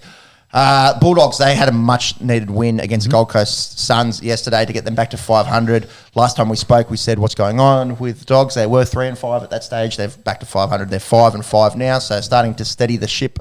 Holy... Jordan Rapana has absolutely murdered Blake Taff. That is a shot and a half. That's not a shoulder charge. He's finished the tackle there. Yeah. Rapana, he is fired up. Blake Taff, all right, pump. He's straight back on his feet. Good for my fantasy team. Hopefully he's not too bad. Bang! Fucking boom. That's a good shot there from Jordan Rapana. Wow, there's a lot going on in this game. Let's try and talk Bulldogs Suns. The Suns in their last two teams had beaten the Swans and Dockers. They've also beaten Carlton. So they've beaten a few good sides. They couldn't continue that run. Marcus Bontempelli was showing why he's one of the best players in the competition. He had 24 and 3 sausage rolls, 3 also to Aaron Norton. Can you look up Joel Jeffrey, please? He's a 20-year-old who kicked 5 goals straight for the Gold Coast Suns yesterday. Not a name that I'm overly familiar with. And a little bit of a sad story as well coming out of this game for the Gold Coast Suns, Rory Thompson. Essentially 3 injury riddled seasons, barely played because of ongoing knee injuries. 3rd game back, knee injury. So let's hope those scans come back and it's not the worst news for him. Who was that Swans player back in the day? Alex Johnson. He had, I think, 6 Ricos, which I can't imagine how you bounce back from 1. It's just constant rehab. Yeah. Suck. It's just, it's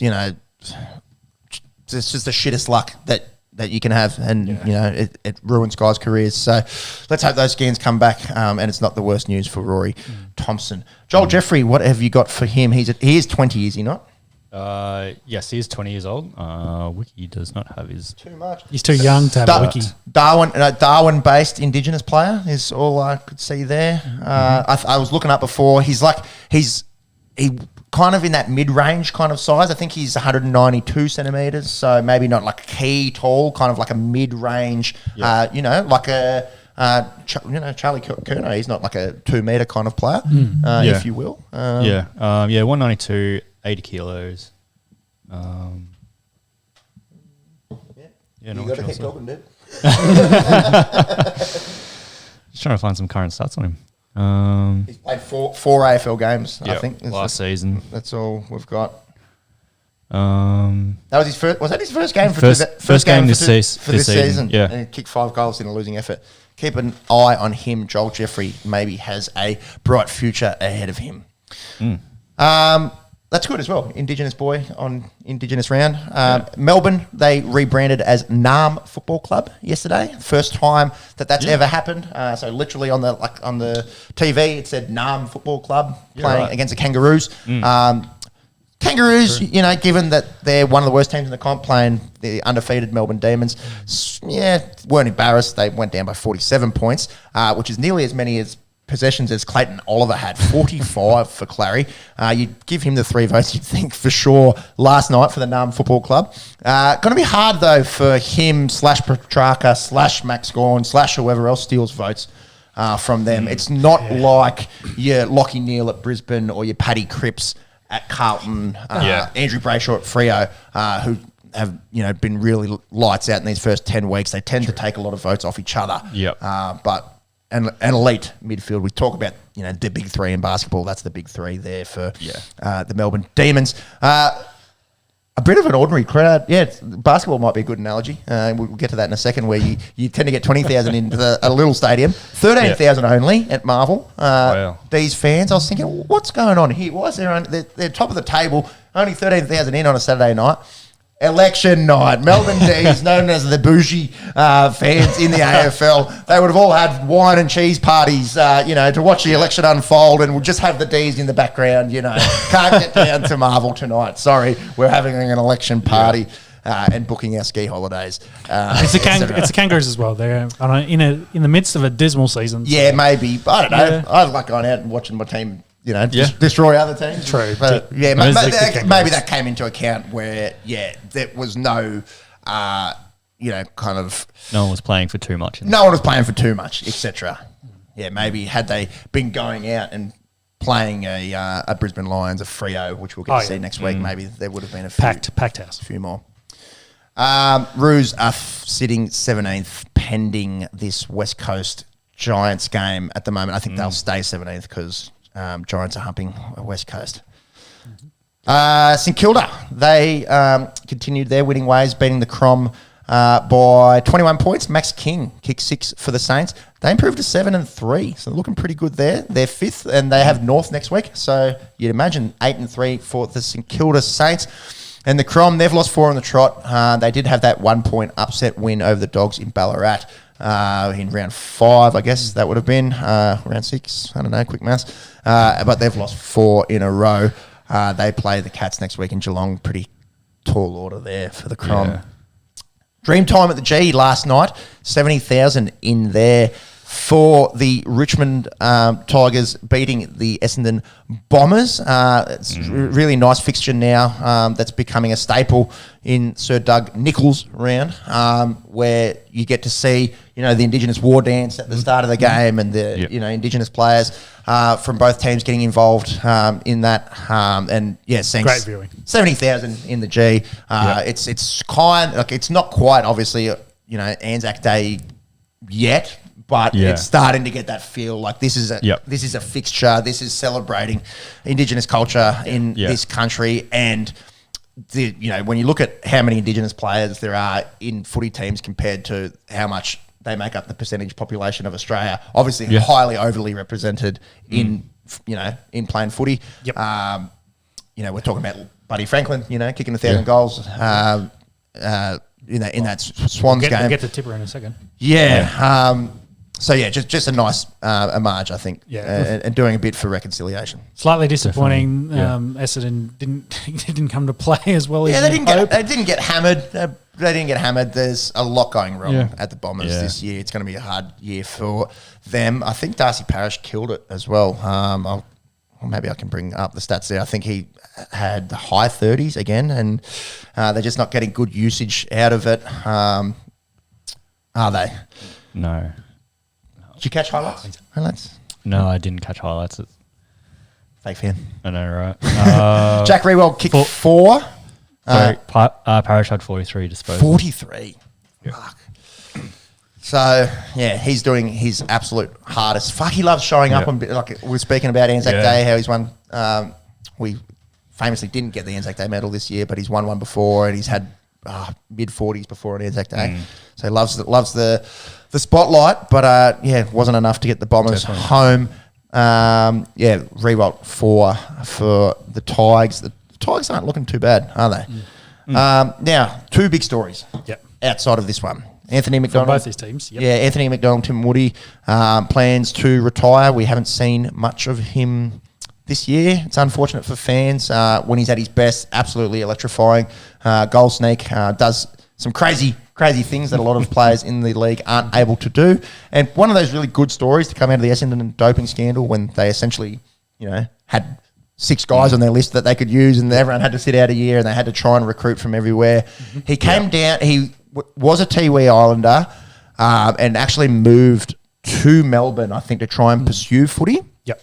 I think he might have moved as a 17, 18-year-old, something like that. Went into a foster kind of, maybe not foster, like billet kind of family, so a family taking him in and trying to, get him into the AFL. And he didn't debut until after the doping scandal as in his mid-20s. So one of those guys that had to go the long route and sort of fight for a position. Almost gave the game up a couple of times and, stuck with it and then had an excellent career with the Bombers. Exactly. So sad for Bombers fans, but, he's just got to do what's best for him moving forward. Speaking of... Yeah, so the other big story, Dusty, the chat that he wants to move to Sydney after being in Sydney during his break from footy. So Dimmer basically said, well, we wouldn't stand in the way of that. We've got to do what's best for him. Yep. I'm just trying to find that exact quote from Dimmer. Yeah. Well, and this created a lot of media storm because, of course, everyone's then... They do the quick connection. Well, if he wants to move to Sydney, there's 2 teams in Sydney. Let's say he goes to the Swans. Then what's the trade scenarios and how do they make that happen, etc. And how much do they pay for him coming off a mental health break? And does that hurt his stock? No, it's Dusty. I disagree. I think it does. Like, it is Dusty. Like, we're talking about a 3-time Norm Smith. I think this is the problem. Talking about like a Ben Simmons sort of... Yeah, no, well, I don't know if that's the right analogy either. It's just, when guys have injury clouds over them, when it's a physical injury, that hurts their stock, their trade stock. Well, this is a good point, though, because I think a lot of the media have taken this angle about, and Dimmer's comment was very much like, hey, well, we're happy to let him go and do what's best for him. And they've taken the angle of, what's his value as a player versus what's his value as a person, which is what Dimmer is just like, hey, he's a good lad. I've got to do what's right with him. He's had his struggles. Speaks volumes of the Tigers' culture. Yeah, exactly. Well, doesn't it? Exactly. Versus what the media is just like, oh, well, they need to make sure they get second or first round pick. They'll make sure they trade players. And he's like, who cares about that stuff? If he wants to... Maybe he could also just say, well, I'm going to retire and move to Sydney. Like, that's also a very good option. I don't need to play anymore. I'm just... I've made it know I'm thinking of moving to Sydney long term. He's still so good. It would be a shame to the game for to lose him. Essentially still in his prime. He's a good comparison for you on Tom Brady. No one wanted to sign him. Like, he basically had to beg the Tampa Bay to pick him. The greatest of all time, won another Super Bowl straight after. Like, he's older, he's got all the talent. I think Dusty can definitely go to wherever he wants. And did he have potentially to beg Tampa Bay? Pretty much. No one else wanted him. Yeah, the 49ers turned him down. That is true. A bunch of clubs turned him down because he was too old. They didn't want him. So he called Bruce and was like, and from his perspective, it was like, everyone's turning me down. I want to go to this club. Want to play. And wanted to play. And Bruce was like, yeah, come down. We'll sort it out. So I'll pay it. The GOAT in the NFL, unanimous, I think, versus someone that needs to probably start going into GOAT discussions, at least in the modern game. I do have that quote in verbatim from Dimmer Hardwick. Whatever Dustin's decision is moving forward is up to Dustin, and to be honest, he has my blessing. He's given me, us, our fans. He has been incredible, and whatever we get from here on in is a real bonus. So he has the blessing of Damien Hardwick. He's delivered all the premierships you could ask for. Like, Yep. Yeah, come on. And so like I said, focus more on the man and not the value of the player. They're more than happy to support him with whatever he wants to do. That's it. Jeez, imagine it. The Swans are looking good with that young, up and coming forward line. Yeah, well, imagine you throw Dusty into the mix there. To play a little bit through the middle, a little bit. Say a buddy retiring, and then you replace that with Dusty coming. Jeez, that's a scary Sydney Swans, I'd reckon. Yeah. Yeah, because I wouldn't see him potentially going to GWS to play maybe 5 more years and struggle to make top 8 to make into finals. Yeah, they're mid tier at the moment. I wouldn't say it's out of the realm of possibility. No, you never know. You might want to move to West Coast, like into Western Australia somewhere. It's all speculation. They've made the Sydney connection. Yeah, purely speculation. He could want to move to the Sunshine Coast. Like, who the fuck knows? Go live on Noosa if he really wanted. Sunshine Coast. Go play for the. We've found the Dolphins. We've found the Dolphins spine. Yeah, Dustin Martin confirmed. He's wearing number 1. Yeah, play fullback. For the Dolphins. Wearing number 1. Dolphins kicking game will be unreal. All right. So yes, those GWS Giants, they are currently playing the Eagles. They're up big time. Can you get a score for us there, Monks? We do also have Hawthorn taking on Brisbane Lions later this afternoon. And the Dockers, Nat Fyfe is back this afternoon. So we're seeing this unbelievable start to the season from Freo without arguably, well, no, not even arguably, without their best player. Yep. Injury riddled. I think a nice comparison is Patrick Cripps as well, who had a down year last year, so busted up shoulders and backs and the rest of it. And Fife, is he going to be able to get back to his, Brownlow winning best? Time will tell. But it's pretty, promising for Freo fans that they've been able to put this run together without Nat Fife. And he'll come into that side, with the youngsters, Andrew Brayshaw and Caleb Sarong playing lights out, and you'd imagine bolster them, and they'd probably start pretty strong favourites. You'd think this afternoon against Collingwood. I think so. Yeah, I wonder if not having Nat's been good to start the year, as in trying to find. The combination chemistry, all the other stuff. Forces the young boys to stand up and losing Chera as well. So losing two of his starting mids, with Chera going to Carlton.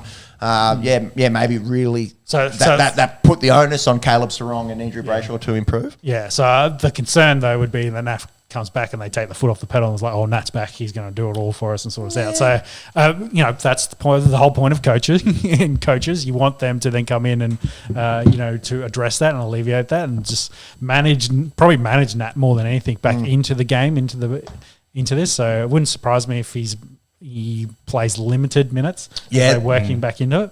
I think that's a good shout. I think, you probably elite midfielders tend to spend about 80% of their time on ground. I wouldn't be surprised if Nat starts at 65, 2/3, and then they sort of slowly work him up. He's had bad shoulders, bad back from carrying that team for a long time. That's the old joke. We made that one on the Esky before. There we go. Easing back into it. They're doing well. Like, they don't need him now. That's the thing. No, you want him to be hitting his strides come finals. That's Bingo. what it's all about. September footy. When you run into the D's and lines, that's when you want him to be playing his best footy. Yeah, and you forgot the Blues there, mate. Freo do start $1.30 favourites. That kicks off at 5:20 over there in the West at Optus Stadium against Collingwood. Getting a score check there. GWS are 42 points ahead of West Coast. I think it was a little bit more than that earlier on. So West Coast trying not to roll over, but you'd say the Giants are home there. And interesting first quarter there down in University of Tasmania Stadium, Launceston.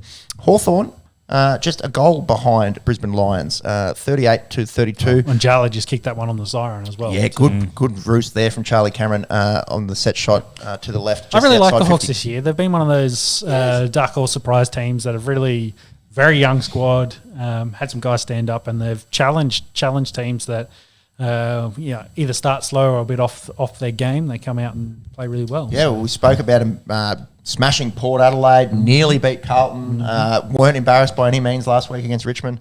Exactly. They've been pretty good. I really like what Jai Newcomb does. They're bullish midfielder. He's only 19, gone on. I think he might be 20 now, but he's got that soul. Like, he's developed body, for a youngster, and just plays hard-nosed. I think he had the most tackles ever on debut for memory. I like what he's doing. Obviously, Tom Mitchell is Tom Mitchell. It'd be interesting to see what they can do. I'm just trying to find some numbers from this game so far. Oh, your cousin kicked a goal, Jared Berry. Good. And Tom Mitchell, 13 first-quarter disposals, if you don't mind. On track for 52. And that man, Jai Newcomb, eight disposals, 4 tackles. See, that's what I love about Jai Newcomb. He's leading the game so far for tackles. His tackling pressure is elite. I was just going to check what Lockie's doing. Giving him a shout. It's got 11 disposals. Ooh. I was looking at those Brownlow odds. Max, maybe you can bring up the Brownlow odds, see what you can find on it. At least on the Brownlow. You can bet on the Brownlow, like the Dally M, which is crooked as fuck. Paddy Cripps, when I looked last night, Paddy Cripps was favourite and Lockie Neal was second favourite. So, Monks, if you wouldn't mind just chasing that up. Jeez, you got that up nice and quickly. Oh, I can do things. That's what Shelley said. Oh, yeah. We talk about sport and make dick jokes, apparently, at the Loch Ness Monster. Hey, there wasn't a better setup for that one. That was such a good one. Yeah, one man on my left here is a father. I'm going to be a father in 6 to 8 weeks. Yeah, you got to work on the dad jokes. We've got a puppy father. Is that a here. dad joke? No, dick jokes. Yeah. That's what she said, jokes. Yeah, it's toilet humour and it's frankly unfunny. On The Esky. Monks, is that locking your joint favourite with Paddy Cripps? Or Joint slightly favourite. ahead? Joint favourite, yeah. $3.50 for both of them. Petrarca's behind them at $6. Look at that, Petrarca and Oliver. So two D's players.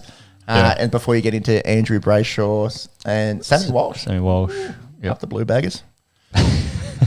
Interesting. Very early, I suppose, to be talking. Yes, still very round early. low. But $3.50 doesn't seem like much value either, does it? You know, it's It's half a season to go. True. It's short. It's not like the $2, etc. But it's short.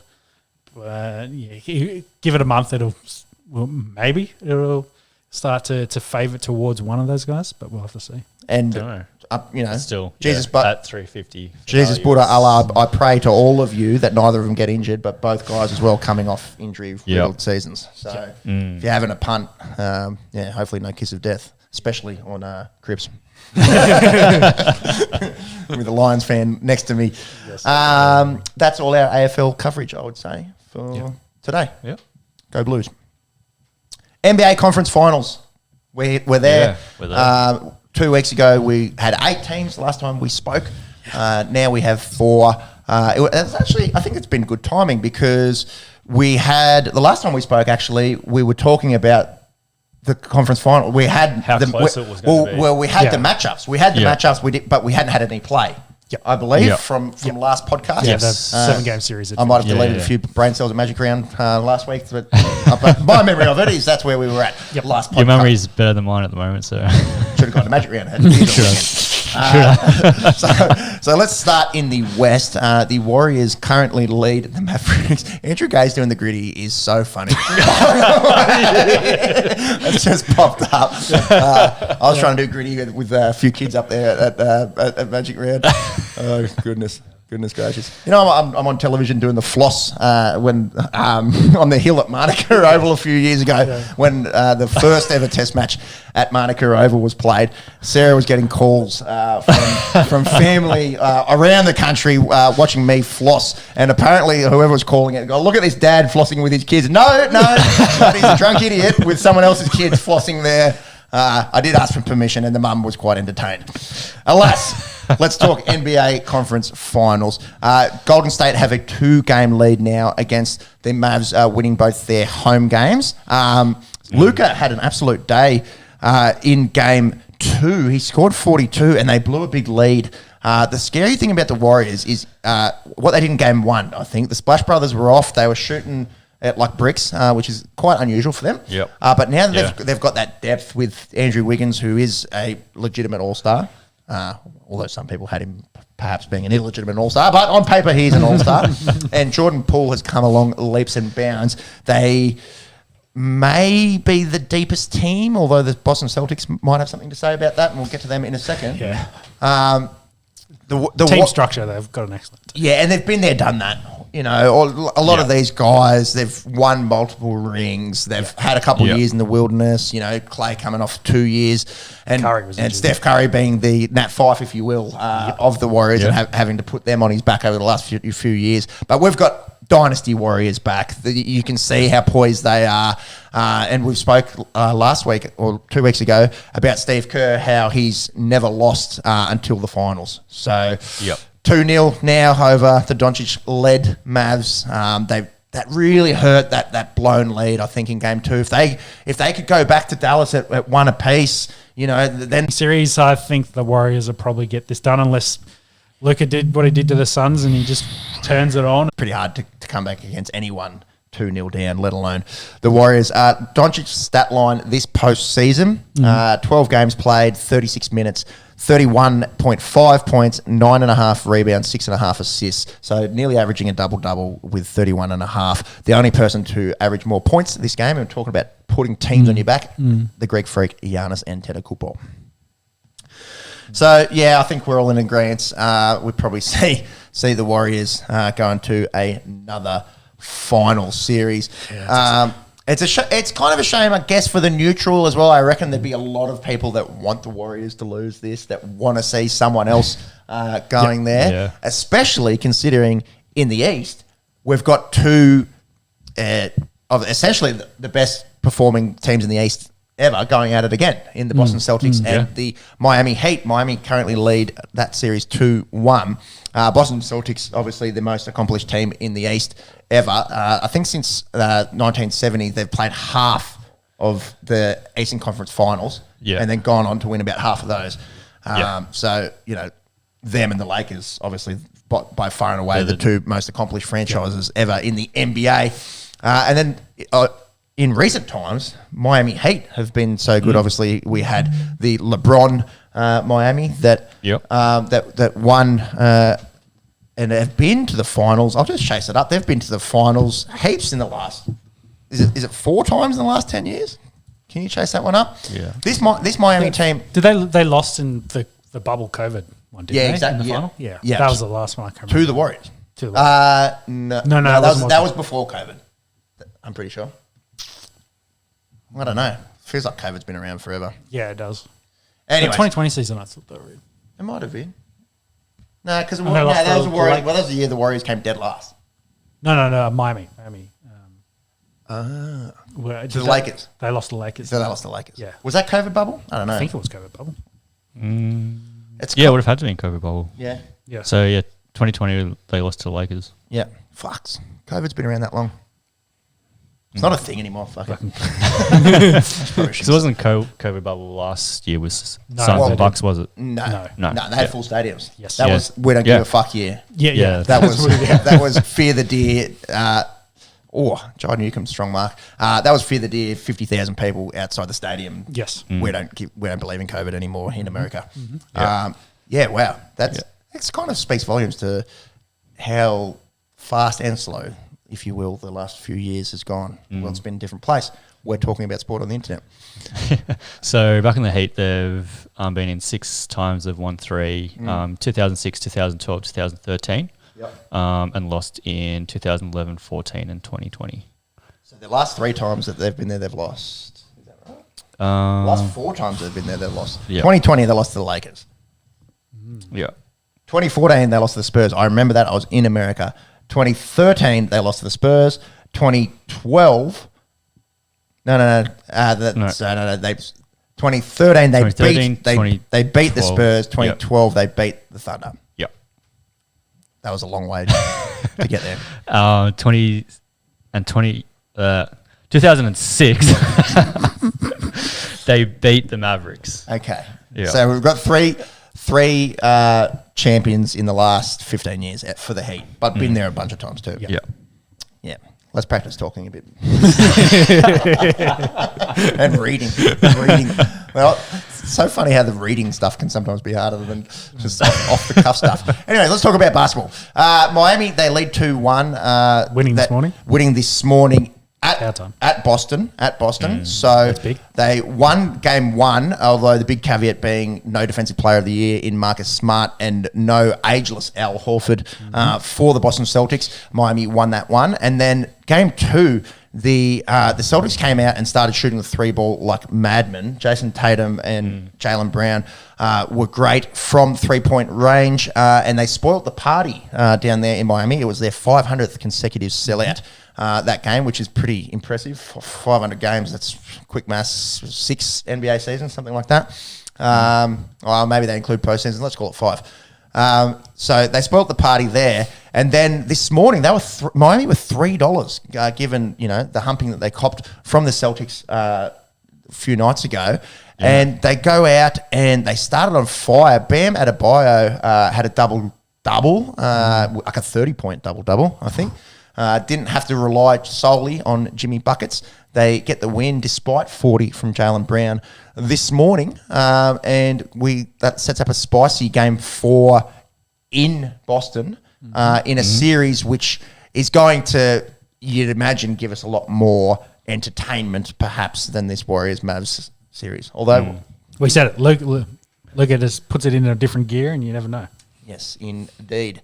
So speaking of, I think I think it's fair that he's been the best Yeah. player in the finals. Well, on an individual level. So the question we got there on paper is who is the best player left in the finals? And Curry, Luca, Buckets, Jimmy Buckets, and Jason Tatum being probably the four top and the options there. Not to shit on like Klay Thompson and the others. Smart, the best defensive player, but they're the superstars. They're the faces of those four franchises. Yep. And I think we kind of agree that Luke is probably individually the most talented of the lot. For a guy that does everything, Jimmy Buckets is there as well. But and then the flip side, the other two probably have the more complete teams around them as well, which makes it a little bit easier for them for their free flowing shooting kind of games. And it might be a redundant question, isn't it? Yeah. I think hands down, Luka is the best individual player that we've just listed there, but he has the worst supporting cast around him. And then we spoke before about the depth of the Warriors. Let's talk about the depth of the Celtics and the Heat.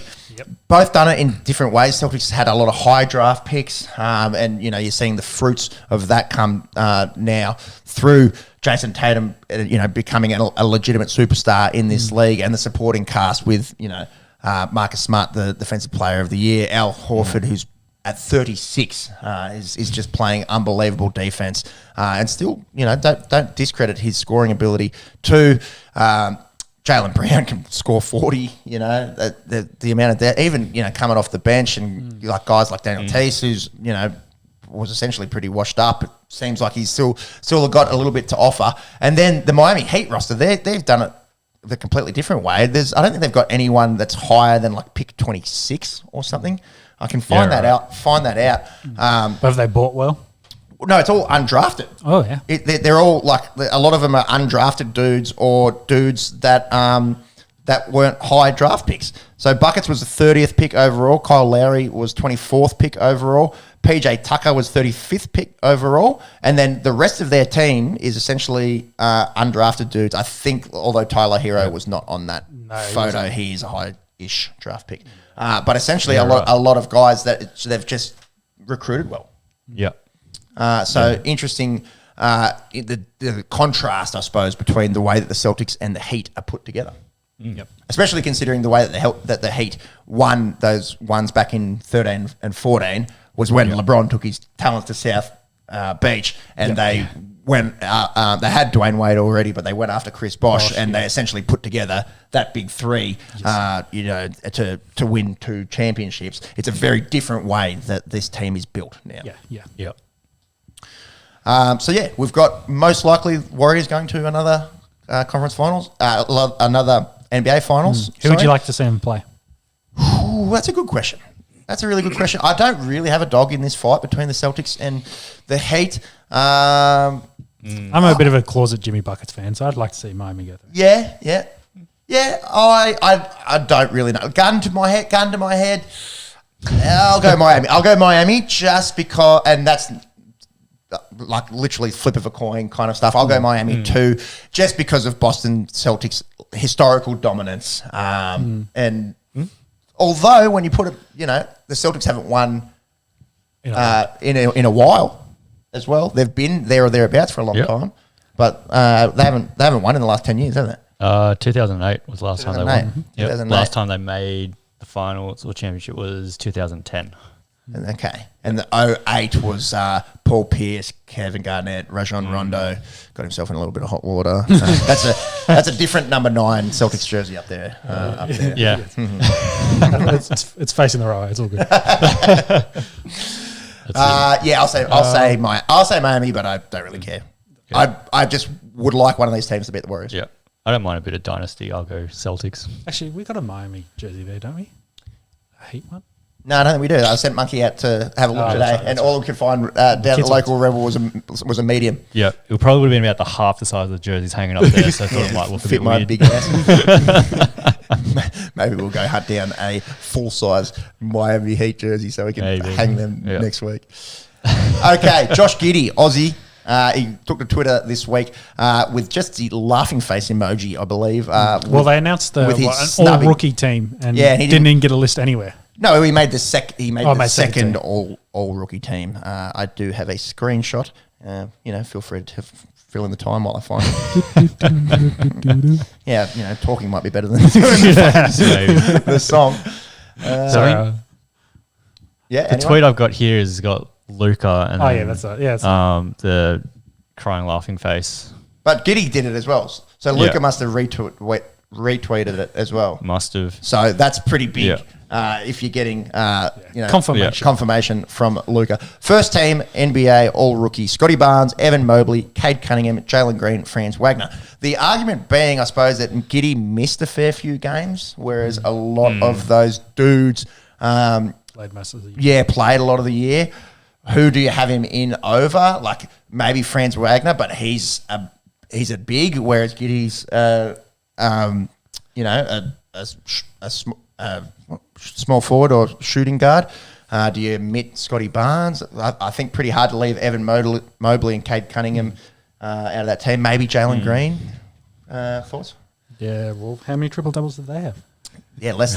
Face that, though. A lot less. Us biased Aussie fans. I think it is a legitimate snubbing. I don't think that is just Australian one-eyed, patriotism. I feel like it is a legitimate snubbing. That's it. It is hard when you've got to pick only 5 players as well. Yeah, and he did make that second team. Doesn't matter that much. No, it's 1 year. It's a rookie year. Yeah. I suppose, it doesn't matter how well you played in your first season. It's how well you played in your 10th season, I guess. Exactly. Yeah. If you've got 5, championships by that point and the others have none, then you give them a nice big middle finger by the end of it. Chip on the shoulder. Did Ben Simmons make the all-rookie team? Can you find that out? I'm pretty sure he did. He won Rookie of the Year. Yeah. In his second year. But anyway. Oh, that's right. That's right. So, maybe who gives a fuck? Well, I think we can all confirm Josh Giddey snubbed. Yeah. Pat Beverley, Danny Green, have you guys seen them going at it? It was Pat Bev initially... well, you've seen him on ESPN. Yeah, shit-talking CP3, running his mouth as Pat Bev likes to do. Ooh, yeah. And then Danny Green and him were going head-to-head on ESPN. This is classic. Again, it's like when UFC fighters go at it. Like, how much of it is it just the theatrics of, entertainment. We're talking about it in Australia and, don't know anything. But Danny Green called Pat Beverley like a traffic cone when he's out there trying to defend. A bit of funny back and forth. If you want to check that one out, just Google search Pat Beverley versus Danny Green. Bit of fun. Yeah. I need to go do a little wee. Sean, there's not too much NFL chat. Yeah, we can run through it quickly. But can you just run through what is going on in the NFL? I'll save the Alexander news for when you get back, but we'll go through the other stuff. Yes. Yeah. So I guess not a huge amount of news in the NFL after pre-draft, bit quiet, draft picks getting signed, etc., etc. Main story is probably Brady's commentating gig post career. So what was it? Something ridiculous money wise. Do you have to try and bring it up? It was like 10 mil a year or something like that. Yeah.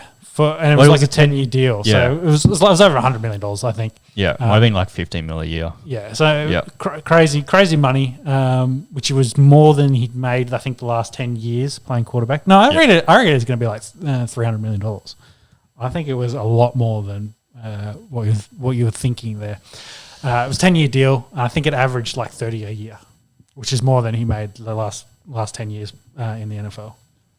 $540 million. Is that AUD? That's AUD. Yeah, so 375 US. So over 300 mil.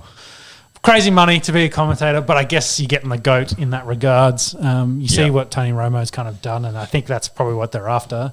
They've seen what Peyton and Eli have done with their kind of shows, slightly different, but the brains for football and what they can bring. Very interesting to see. I mean, Brady has sort of been playing up his whole marketability over the last couple of years. Like he's loving it on the social media at the moment. Like he's kind of again, we like the larrikin. He's been a bit larrikin with some of his stuff. We talked about last time on the potty his tuck rule and maybe it was a fumble kind of thing, and just that whole social media presence, the whole crypto.com as well. The ads, the media, and geeing it all up. Like he's got it there. I think he's Fox because it looks like Greg Olson's going to be the lead commentator this season. before he'll probably get pushed back down and Brady will take over that top spot. So second spot, and it's interesting, we talk about how good Tom potentially could be or how good Tony has, whereas Breeze kind of didn't really take off because Drew was did commentary this year as well. But that second spot at Fox is now kind of in a competition between him and Tillib as the potential. Okay. And Acorn Tillib was kind of interesting as a former cornerback from Denver. On the commentary, he's different to the others. He played for Bucks as well. Do you play for Patriots? He played for Patriots, yes. It was Bucks, Patriots, Denver, maybe somewhere else in between. I think he played for a bunch of teams. Yeah. Either way, that's kind of commentating gigs, and you can see the colour commentary is very much gone to recent players within the last decade, kind of taking that spot. So I guess Tony Romo effect? Tony Romo effect. Yeah, let's call it that. He's really kind of pushed that agenda. Quarterback news-ish. Jimmy G seems to still be on the radars for the Panthers. Whether they get that done or not, who knows? Yeah. And the chat yesterday was Foles might go to the Colts there to join, be the backup, of course, behind Matt Ryan. You breezed over it as well, but breezed over it. Yeah. He kind of alluded to that he might come back to play football. Might do a Tom Brady. Really? Sorry, yes. I think it was very much tongue-in-cheek, I think, though. He said, I might retire, I might play golf, I might play football. I think he was just throwing shit. Why would you? Like, when you're getting that kind of money to talk about games and not have to get chased by 300-pound men and can just play golf and hang out with your kids. Yeah, true. Why would I you don't know. At 40 as well. Well, and maybe that's what separates us from elite competitors. they want to compete. They want to be the best in the world. They want to. That's how you become Tom Brady on Drew Brees. Tom Brady figured he's going to have to start spending more time with the kids and decided to go back and play football. He had his three-month vacation and was like, fuck this guy. I'm going back to football. Too much time with my supermodel wife and, and nice little kids. Yeah. That I kiss her on the lips sometimes. Anyway, the Packers fans back, so let's talk about Alexander. He gets the highest paid CB deal for a cornerback, so cornerback number one. I think it was a 4-year deal, and the average was high 20s, and that's purely from memory. I can't remember the exact numbers. But I guess the question is, do you see him as a CB1? As the best cornerback in the NFL? Go back one. It was on that last page. Well, probably not the best cornerback in the NFL. I think he might be top 3, top 4. And so that's more than... Didn't Denzel Ward just get paid? Yeah, so he's getting $1 million more. So 21 mil a year average for that. Denzel got a longer deal, but Alexander got the higher average a year. And then you've got to go down to, in my opinion, the best cornerback in the NFL. Jalen Ramsey is the third highest paid. Ahead there of Marlon Humphrey and Marshawn Lattimore. Mate, Joey Alexander is very good. He's very, very good. He's a touch younger than a Jalen Ramsey as well, so maybe they're kind of investing in the way that he will develop. He's 25, although for a corner, that's probably coming into your prime anyway. This is your big deal. You get this is your big deal, yeah. And, because the Packers hate Aaron Rodgers and... can't pay for from wide receivers. Didn't want to pay for wide receivers. They had a bit of money to chuck at Jair. So hopefully he, pays back the faith shown in him from Goodikants or whatever his name is. And the Packers headquarters and has 4 unreal years and shuts down whoever he plays on. He's one of those kind of shutdown kind of guys that doesn't have a bunch of picks, although... Doesn't get targeted a lot. Yeah, doesn't get a heap of targets. Although I think his rookie year, I think he had a fair few. I might just try and chase that up now. True. I think having King playing on the other side of him for a long time probably helped him, but now he's got Stokes over there. So, hopefully Packers gone heavy defense. They know they got to beat the 49ers in the NFC Championship game in a dogfight and not rely on Aaron Rodgers. I think that's kind of what they're aiming for as a team makeup. Then try to give Rodgers all the weapons and do what Dallas did and score 50 points in League 50. So it was his sophomore year that I'm thinking of where he had 17 pass deflections and just the 2 intercepts. He's only got 5 career intercepts. So kind of like that shutdown, like let's pick on Kevin King or whoever's on the other side. Also hurt last year. Played 4 games. So, getting that big contract after the shoulder injury. I guess it's yeah. For corners, it's legs is what you care about. So as long as you still got him underneath him, you're still there. He would care about a shoulder, I would think, as well. But they corners don't need a tackle. They can't run without legs. They can't run without heads, the rugby league say. It would be interesting to see. Is he the best cornerback in the NFL? No. Is he top 3? Yes. So good on him for getting his bag. Soccer, EPL. Yes, let's match 38. Match day 38. We're finally there. It does seem like sometimes it can go for quite some time, the old English Premier League season, but it all comes down to tonight, and all the pressure is on Manchester City. All they got to do is win at home against Aston Villa.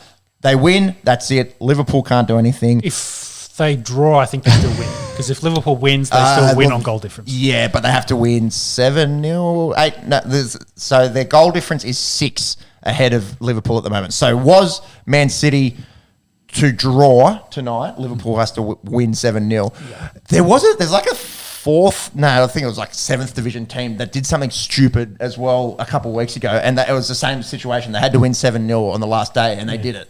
But it wasn't in the English Premier League. Yeah, it wasn't for the top of the Premier League. It was fucking scenes as well. It was looked like kind of like like an Arendelle Viking Park. That kind of setup. Maybe 4,000 in there or something like that. Yeah. And then the just atmosphere. It's 4-0, it's 5-0, it's 6-0, and then 7-0. Like just pitch invasion, like absolute madness. I can't remember. I wish I would remember which town, it was like low level English football. But is that going to happen? At the Etihad. I think the point is what we're saying is City can't lose. So I think that's the point. They got all the pressures on them. They can't lose. Yeah, they can't lose. They must come away with a result. If they lose, Liverpool just has to win.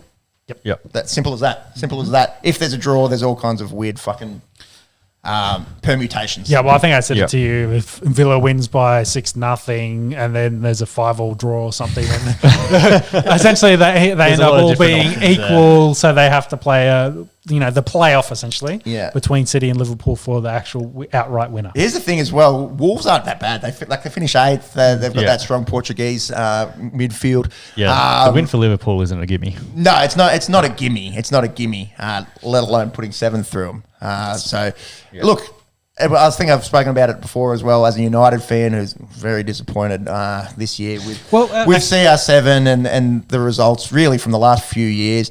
Who do you hate more out of these two teams? It's pretty hard. Personally, I'm going to say City, which I think a lot of United fans will kind of laugh at, but I just hate that they've got all this oil money and just buy teams and the rest of it. But the one thing we haven't considered, if they do lose, if they lose 3-0. Imagine they lose and Liverpool loses. Yeah, well, true.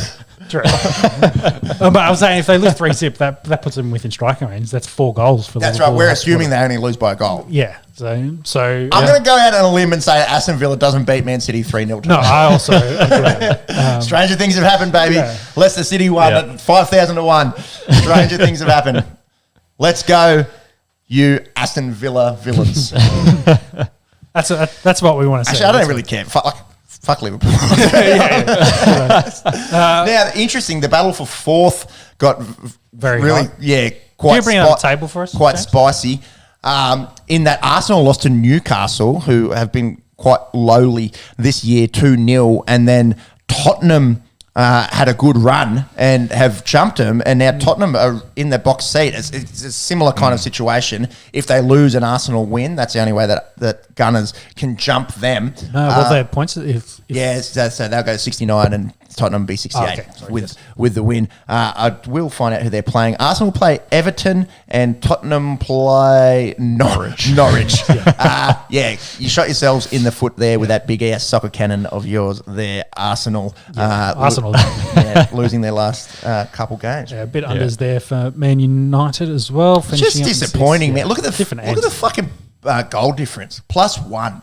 You bring in one of the best strikers. Look at their 5 results. The best striker of all time, and I just they sacked the coach. Yeah, I just don't know with that list what is going on. Harry Maguire, losing his captaincy, or captaining from the bench, or whatever the fucking situation was there. Yeah. Like you look at West Ham, who is 7th, and are 2 points behind with a better goal difference. Like, what is going on? I just don't know if they need to clean out house and like guys like Pogba who are so elite when they're on and then just go missing and maybe the locker room kind of aspect of it. There's been a lot of sort of talk after as well. They've lost and they're in the change rooms doing TikTok fucking videos and dancing and laughing, and it doesn't really mean much to them. The culture's just I just don't know if that culture's gone. That's instilled by the head coach, and they don't have one. So yeah. So Cristiano, they do. year. So Ronaldo was 3rd in the goals. Yeah, with 18 goals list with 18. Yeah. So it's not his. It's not his fault. It's not his fault. It's not his fault. He did what he was hired for. So. It's the defense. Look, 56 goals allowed when you look at City and Liverpool, 24 and 25, and it's a highly paid defense. Well, even the guys around them, like Arsenal 47 and West Ham 48. So the 10 40. Wolves conceded 16 less goals than United this year. So but I don't know if it's a house clean out or they just need to throw money at some backs next year and go from there. Yeah. Regulation chat. So it's confirmed. It's all. Oh no, it's not confirmed. So Leeds and Burnley. Well, we confirmed Everton's safe. Everton have survived. They have done what they needed to do. They haven't lost their 70-year run in the top flight, which we've kind of been speculating about all year. Burnley and Leeds. I'll chase up their matchups. So Burnley's got they're going to play. They're going to play. Leeds have got Brentford. No easy task there. Both at 11. Newcastle Yes. did well after their really poor start. They've finished at 12th. So I guess much like City, but it's Burnley's to lose really. And let me have a look at the championship. Fulham are coming up. Bournemouth are coming up. And then I think you've got the last spot will be out of Huddersfield, Notts Forest, Sheffield United, and Luton Town. So Fulham and Bournemouth, they're both those. Fulham being London-based, Bournemouth in the south. In, out, last for sort of few years. So they'll both come back up next year. It's goodbye Norwich and Watford, and then one of Burnley or Leeds. The other thing was the Europa League final this week. Eintracht Frankfurt beating Rangers on pens. It was 1-1, went to pens, 5-4. Aaron Ramsey, former gunner, missing for Rangers. And then it was sort of bittersweet. The Rangers, they backed up and won the Scottish Cup overnight. So missed out on Europa League final, but win the Scottish Cup. Which would you rather? Europa League, the Div 2 of the Champions League kind of thing. Maybe they'd prefer winning the Scottish Cup overnight and getting on the Iron Blues and the Haggis to celebrate. Don't know if Haggis would be that's much of a celebration, but anyways. Jack Mitchell just threw it in there. Huddersfield and Forest play tonight for the final. Oh, that's tonight. Spot. So that's the big game. Huddersfield. That'd be interesting if Huddersfield. We had. Aaron Moy was there for a bit of. So I don't know if there's any Huddersfield fans getting around Australia in the north of England. It's a rugby league hot spot actually, Huddersfield, and then Nottingham Forest. That'd be massive because they'd have a lot of old heads because they were quite good back in the day. Did they win the fucking Champions League? Can you chase that up? In the 1970s, Nottingham Forest. I think they won the Champions League. So go figure. So that will be massive if for all these old heads, or maybe for their sons that have watched them in the championship for all these years. The grandfathers. Imagine that. Yeah, they won a Champions League, didn't they? Did they win 2? Oh, geez, no. Here, Google list of UEFA Champions League winners. Or it would have been the European Cup in those days. I'm quite sure that they won 2 Champions League or European Cups back in the 1970s. So, if they came back, they'd have a big supporter base. Nottingham is actually quite a big town as well. It'd be interesting to see what happens there. Yeah, back to back. Back to back? Yeah, see, didn't make that on. What years? 78, 79? Yeah. There you go. 78, 79. So, Yeah, that'd be massive. Obviously, would have a big supporter base. We spoke at the start of the show about big boy Adebayo, the 40-year-old linebacker that got to play in front of 70,000. You'd imagine there'd be a massive crowd there tonight for Huddersfield and Nottingham Forest. Thank you for that one there, Jack Mitchell. All right, let's do it. The final round, probably a short-ish final round tonight, but nonetheless... Let's talk all the sports that don't really have anything to do with each other. I'm talking boxing. I'm talking UFC. They kind of are related. I'm talking F1. I'm talking golf. Let's do it. The On The Esky final round. Ding, ding. Boxing. Young Sue, Tim Sue, or the younger one? No, younger one. Younger one. Yeah, this is what confuses us. Like Nikita. Yeah, because he was Nikita. fighting in Australia and we're trying to work it out. But yes, Nikita won. He won his fight, moved on. Gallen lost his. Paul Gallen, that was. And he's potentially... hopefully last heavyweight fight because no one was talking about it and he got handled quite easily. Interesting how it's big when he fights other ex-leagueies or... Well, and he built it up like it was win, and then he's kind of had loss. So I was surprised when he beat Travis Brown. Like, that's his name, isn't it? That big yes, tattooed bald bloke? yes, former champion. But yeah, of course, a little bit past it, whereas Gallen had just outworked him. Lucas Brown. Travis Brown is the former UFC fighter. That's Ronda's married to Ronda Rousey. Yeah, Ronda's husband. So this I didn't really catch any of this. Chris Tervisky, was he much chop? Outworked Gallen throughout from all I saw and beat him up a bit and got the win there. 10 rounds on decision. The other one on that fight card was Harry Garside won as well. Good on him. Yeah. Who'd he fight? Do you know? Leighton McFernan. And an Aussie?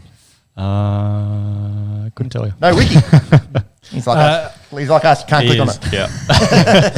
And then Floyd At least his name's Mayweather won his exhibition today against his former sparring partner that no one ever cared about. So, But just exhibition. exhibition, yeah. Is he going to fight anyone? I don't think so. He finishes with a body shot. So like I guess you'd call it an uppercut, but into the stomach, and he went down like a sack of shit, and that was it. So yeah, I think there was nothing to write home about that. Floyd still looks like Floyd, but he's taking it easy currently.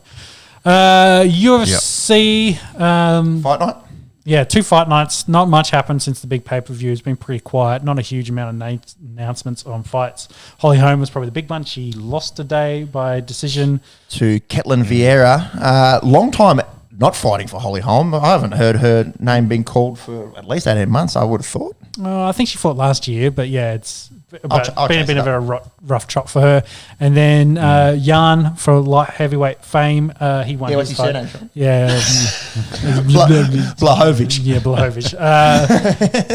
So he won. Holly Holm's 40. He won. Interesting in he won by a technical knockout because his opponent's ACL blew out in the third round. Really? So yeah, and Junior Dos Santos lost today, I think, in Eagle FC for dislocated shoulder. Oh, jeez. I think it's been the week of dislocations with Bradman Best and Turbo. And yeah, we didn't even talk about the Bradman Best one. That was that was nasty. Yuck, the elbow. Apparently, if there will be ligamentous damage with that, but if there's no fracture, it's not actually as bad as you could possibly, bad as it looks. As long as it goes back and clean and it could be 2 to 3 weeks kind of stuff. If there's a fracture, you may be looking at more at 6. You were right. I was right. 2 Yeah. years. So Irene Aldana, October 2020. Yeah, about 18 months. So I thought I hadn't heard Holly Holm's name called for quite some time. Yeah. You know what's interesting looking at her?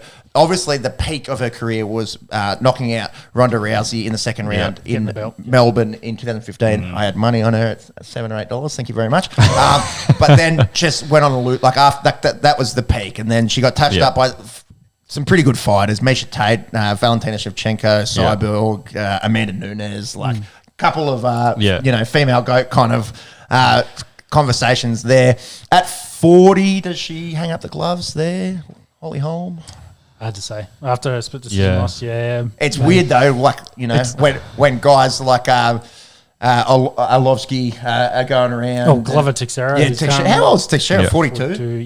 41, 42. I guess it depends on how much punishment you're willing to take. Like she could how easily. How much punishment have you taken? And then and we're literally just talking about it in the NFL. Like what keeps these people going? They're competitive. Like there's something different in their brain which wants to compete, which wants to be champion, which wants to be on the world stage, which is different to people who want to drink beers and talk about sport. But then also in the fight game, you also don't want to go too far because you are taking punish, like really. You just need that head trauma, etc. BJ Penn comes to mind. Yeah, Chuck Liddell, classic. And we were talking about Tony Ferguson 2 weeks ago. Exactly. So you gotta weigh up the risk and then also the health of the individual as well as part of that. But Holly's been around for a long time, a long boxing career, I think, as well. Yeah, I was going to say, she could easily just go back to boxing. I know the exhibition boxing thing, match isn't as go fight big one of for those females, but she doesn't lose much in boxing. I was just having a look. Oh, she's world champion. So here's her record: 33 wins, 2 losses, 3 draws. So she was IBA, MBF light welterweight champion as well. Yeah, one of the 8,000 boxing belts. Yeah, true. Kambosos fights soon as well. Can you chase that one up? Because that is to unify. The lightweight. Yeah, I saw that. I think he's got 4 belts. So or more. Or he's got all the belts but one. He's got 7,999 as per my 8,000 belts chat. He's basically Thanos at the moment. He's trying to collect them all. Collect them all. Yes. What's that? What's a dude off Pokemon? What's his name? Ash. Yeah. Get you more. Cop that, George Composers. I'm sorry, just compared you to fucking Ash from Pokemon. Ash Ketchum and Thanos. There you go. Ash Ketchum. Anderson Silva fought yesterday as well and got another knockdown, or I guess in one there. His exhibition semi-pro boxing match. So all the chats about him and Jake Paul makes sense as a pairing as Jake Paul tries to work out what he's doing. I don't know. Again, like Anderson's good shot. He's got good hands. He's got good hands, but he's 47.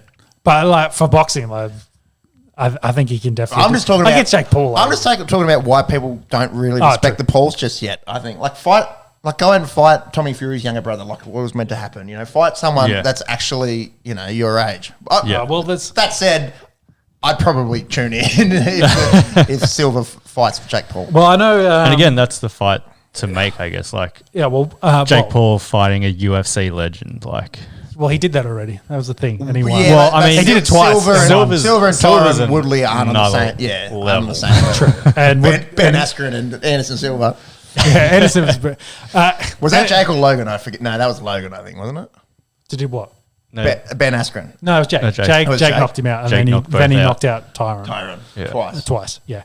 But I think for those not in the fight world, well, not in the YouTube world, I think KSI has got his fight in August, and I don't know who he's fighting.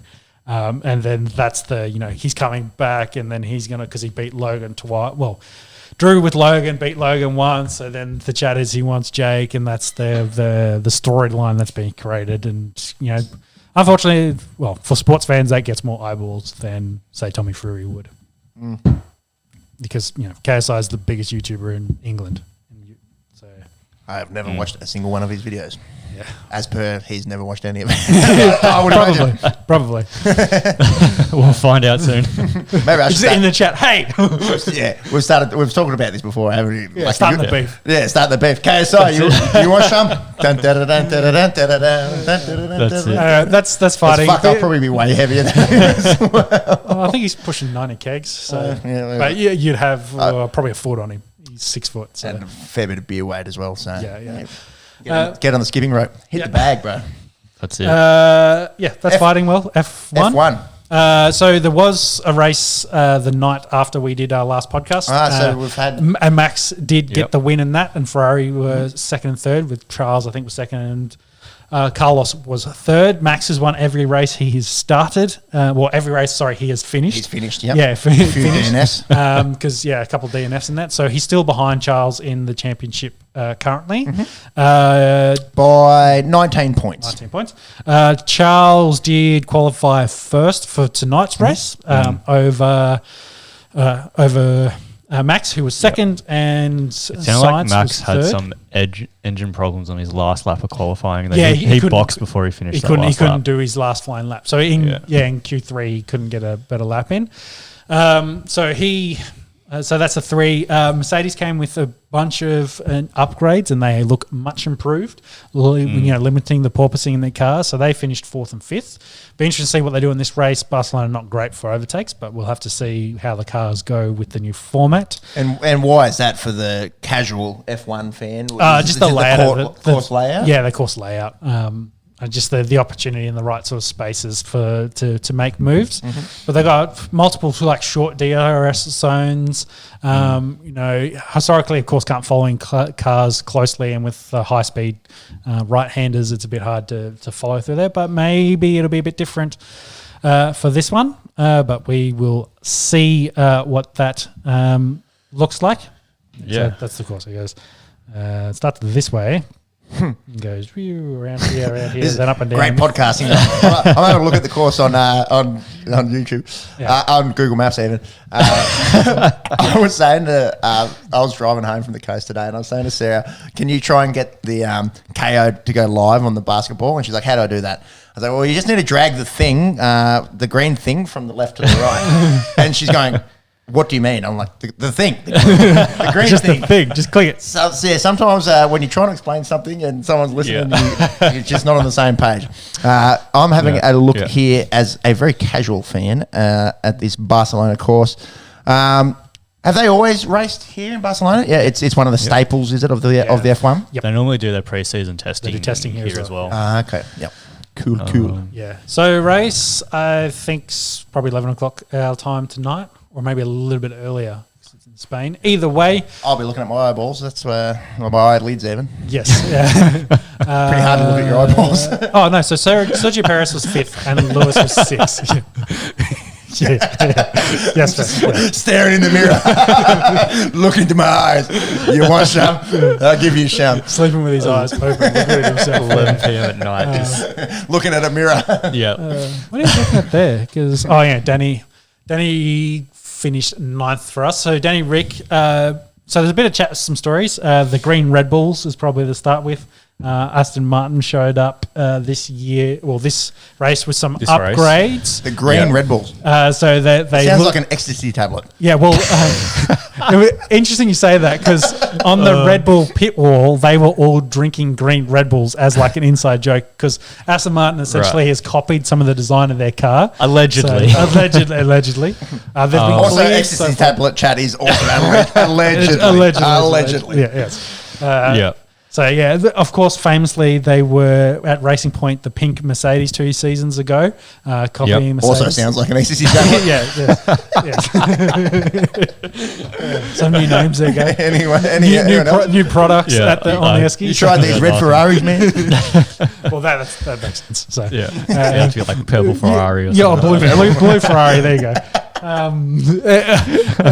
Goodness gracious. A bit of banter there. I don't think Red Bull overly too happy. So nothing cleared so far. Maybe further chats post race for that to come. And that story on Danny Rick was there's some pressure on him.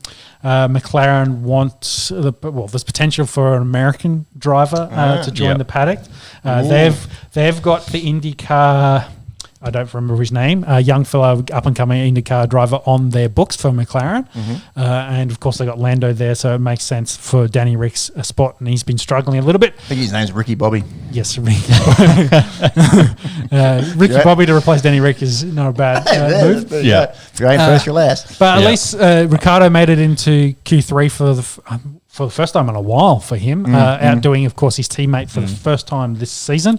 So hopefully he can put together some good races and good results to keep, push his seat there. Of course, now getting into the later part of his career, this GP will make him the highest.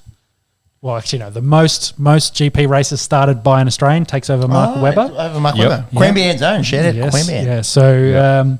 getting age 32. Yeah, getting into the late. Well, Max do is they? 23. Or as it because goes. obviously you can be pretty elite at a young age in F1. Well, I think when do guys start petering off? Yeah, well, I think that's the change. F1 in the last 5, it was essentially Max kind of pushing that agenda. A lot of the teams have gone for the younger up and comers coming through and moving the old guys out. But then having said that, Vettel and Alonso are both there. Alonso I think's 40 and Vettel's late 30s at this point. Yeah, okay. So Is Vettel that old? yeah, it's been around for a hot minute. Danny Rick's been in F1 for 10 years. Yeah, so great. He's 32. Yeah, he comes around very quickly. Yeah, so. we've done heaps of our life. 34, sorry. Vettel's 34, yeah.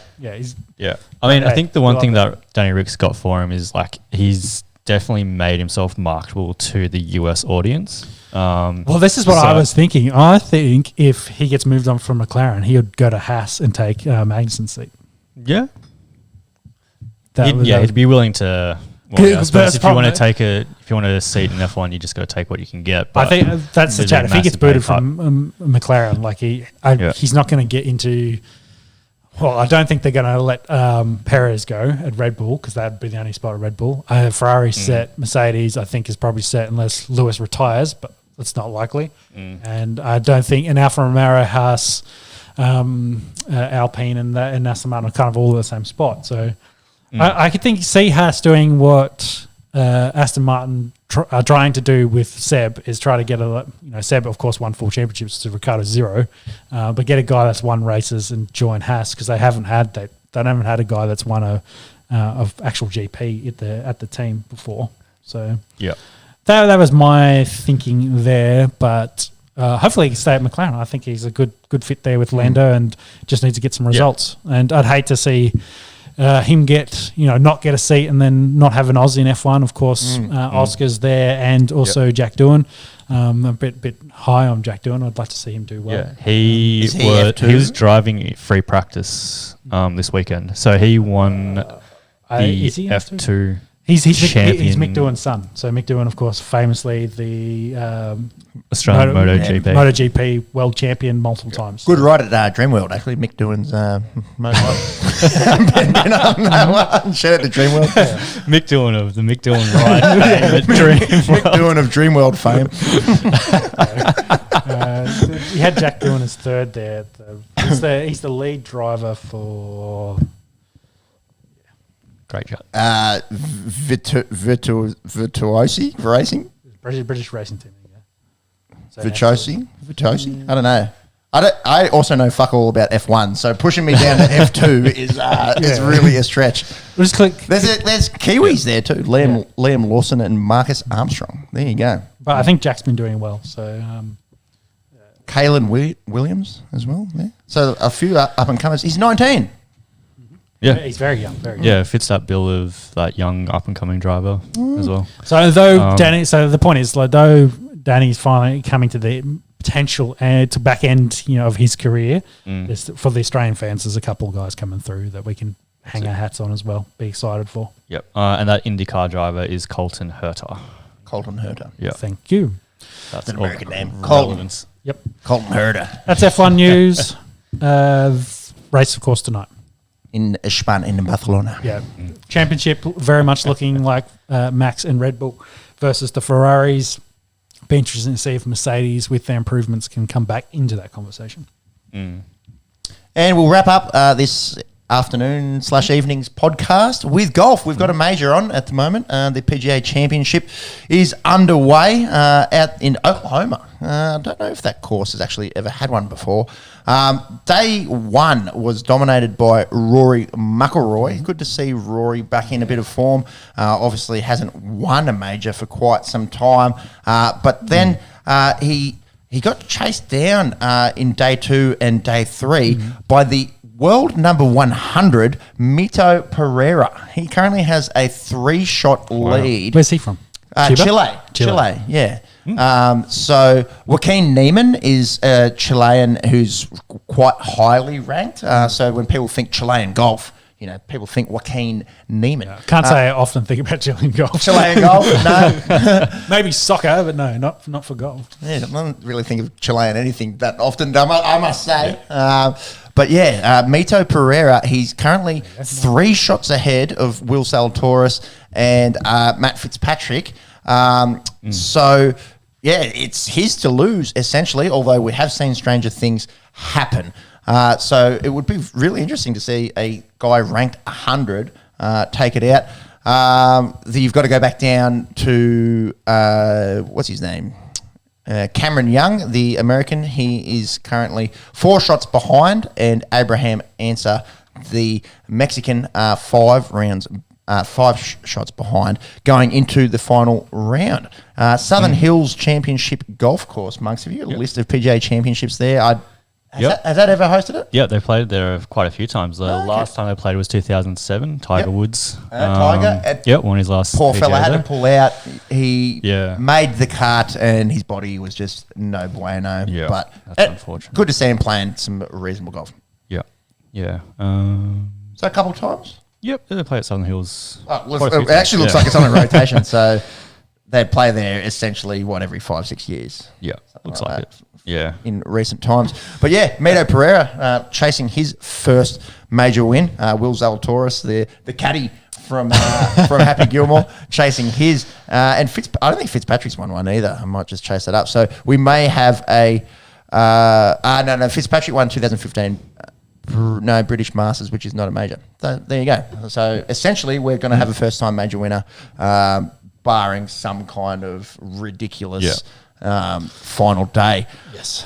Jordan Spieth, just to finish up, you guys see the shot that he played. It landed in the water, and it must have hit something underneath the water. Try and bring this up. And A rock? A rock perhaps. Gator? A gator. No, I don't think they have gators in Oklahoma. It's too far west. North, west, north, either or. Well, I meant from the east coast of Florida, where all the gators are. That's what In the southeast, so northwest.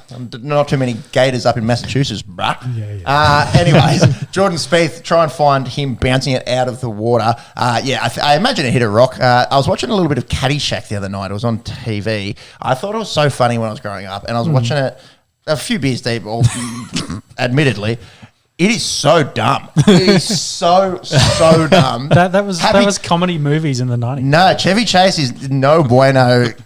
There's a gopher going around. They're blowing up the golf course. It is so stupid. Like, when you compare that to Happy Gilmore, which is elite comedy, and that's late 90s compared to late 80s kind of humor, Happy Gilmore shits on Caddyshack. Anyways, Jordan Spieth, can you find it? Bouncing out of the water? What did happen overnight? Doesn't matter. Just Google it if you want. It was pretty ridiculous. He was trying to lay up, left it a bit short, bounces in the lands in the water, hits something, and then kind of dribbles out just short of the green. Good shot from Jordan Spieth, but he's out of contention, you'd think, tomorrow.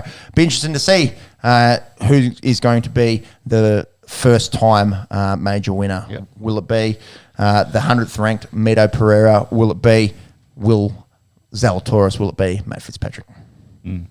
Video is not available in your location. They've done that to us before.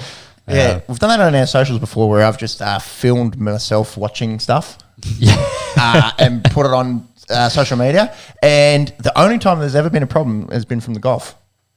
So no one really cares. Yeah, copyright kind of shit. Yeah. You can sue us for all we're worth. 6 beers. Not anymore. They've been deleted. There's 2 down there. All right, lads. It's been fun. Obviously, 2 weeks between proverbial drinks. Quick update in the footy. Tied up in the Titans-Sharks game, 6-all at half-time. This game here, Hawthorn giving Brisbane a run for their money. They were in front by 1 point at half, but the Brisbane got the quick goal. They're in front now, 68 to 63. 5 points, just started the third quarter. So Hawthorn, might be going about their giant killing business again. We speak about Hawthorn when they play in Tasmania. They tend to be pretty handy, much like North tend to. It looks cold down there. All the boys are on the bike with the jumpers on. Yeah, so coming up from Brisbane. I'll tell you what as well. Just a little bit more further Magic Round chat. After that rain, Giants won their game. After that rain subsided last week, that's Sunday. It's May, and us as Canberrans up there, it was stinking. Like it was humidity. Yeah, it was pissing out rain. 8,000%. Like when the sun came out and just getting all sucked out. And I don't know. Maybe it's the pores. The pores are trying to push stuff out, and the heat's coming in. And my goodness, I thought your Italian skin would be all Not good fun. for that. no, I live in a cold place. I've been to Italy twice, and in the south, admittedly, it gets a little bit warm, but Australia is much warmer. Actually, I was thinking more humidity than that. no. Also, No, not that dry. humid either. It's not the fucking Philippines. Yeah, some Southeast Asia, yes. I understand. All right. Thank you to any of you that joined us live, to Rick and to Jack for your comments. Thank you to anyone that is listening to this during the week, whether you're on the bus, on the tools, on the shitter, In the office for 3 pretending hours. we're doing work. That's right. On the stand in the Herd versus Depp case, wherever you may be listening to this. Thank you. We appreciate the Weird support. analogy. We will see you next week. Sunday potty, I'd imagine. Yes. Maybe a few more potties, and then I'll be taking a break. Becoming a father. My goodness. Yes. May God have mercy on us all. Give him a week and he'll be back. All right, lads. I appreciate it. I'll see you next week. So easy. Enjoy the sports. Good. Bye. Bye.